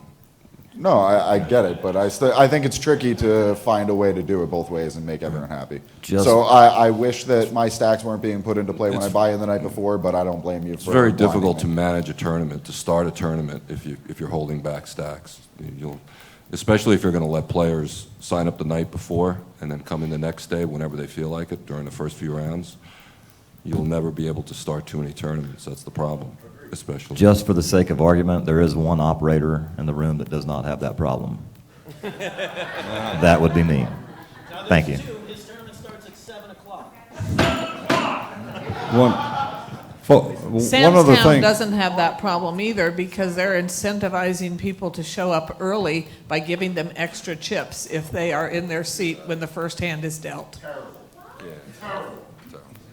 I think that we can consider a bonus, maybe not the extra chips for the chip count, basically, but for example, in some place they use the sponsor give a free buy-in for eventually if you bust for the day 1B, and this could, in my opinion, we can have more players on time for the start of the tournament of the first level.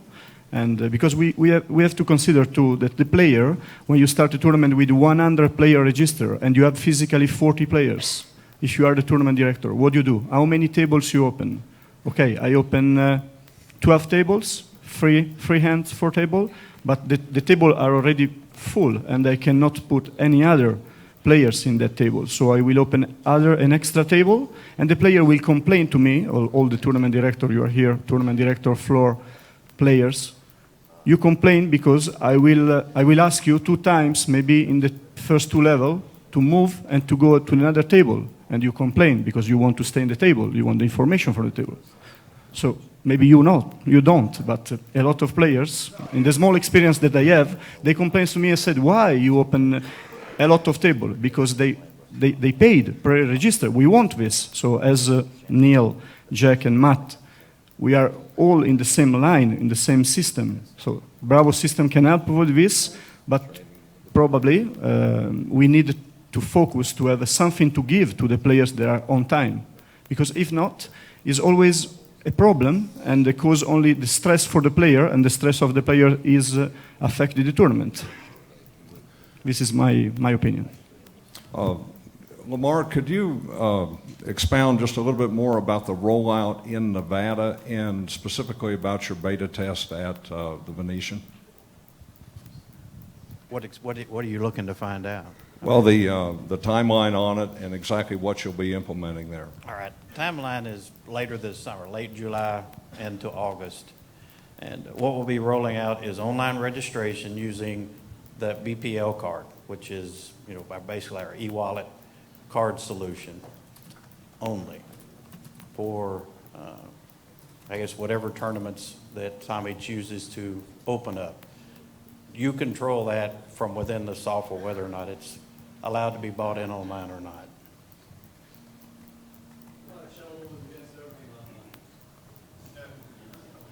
Say again?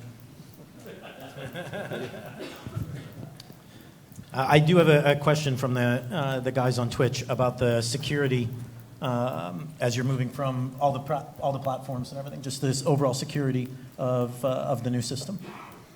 The security on Bravo Poker Live, with the new launch, all players are now required to register and create an account using some form of an email address that is theirs. We tie in currently to Google, Yahoo, Facebook, Twitter, any of those types of accounts they'll use as a login. Create their account and then manage their account that way. Same thing for the administrative side, that if anybody who uses it now, there are logins that you have to log into the websites with to manage and update the various pieces and parts of the software. There's also a piece that connects our website with the casinos in each of those, and we work with the IT departments or whatever to make sure that all gets configured and set up properly. Okay. Yes, gentlemen, this is Brian with the PPC Poker Tour. One of the solutions that we came up with is basically a hybrid system when it came to the starting stacks. We found it very successful for our event in Aruba. What we do is we'll seat nine-handed with full stacks. We'll start the tournament. Players pre-register. There's 4 players that are sat at that table. They're collecting the blinds as we blind down those stacks. As new players come in, or players that pre-registered and are coming to take their seat, they come in, the floor brings them to the seat, exchanges out the stack with the full stack.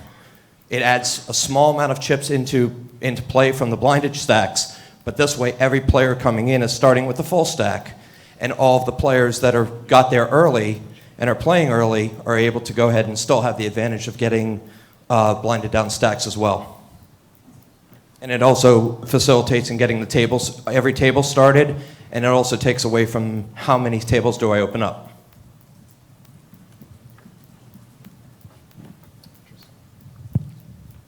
Okay. I think any other.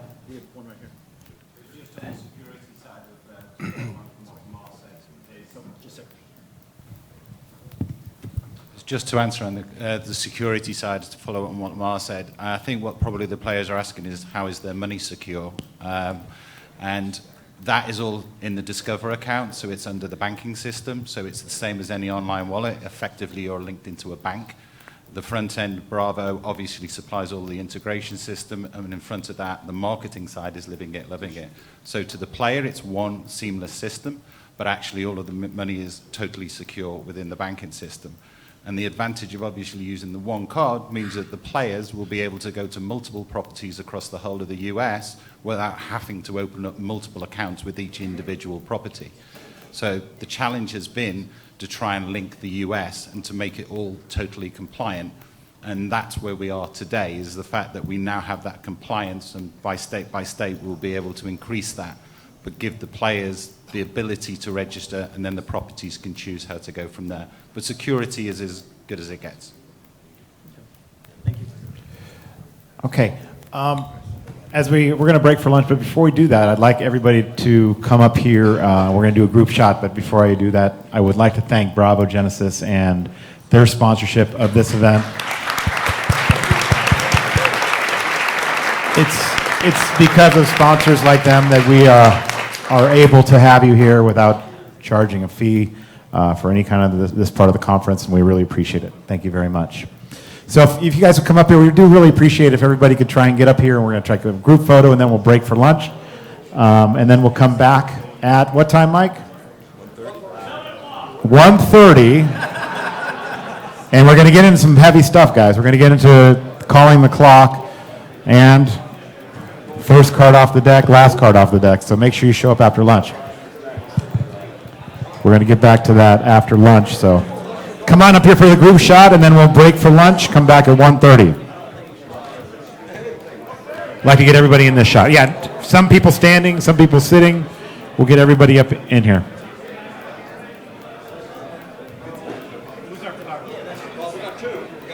Guys, how do you want this? Just come forward. Photographers, I'd like to know how you guys want this set up.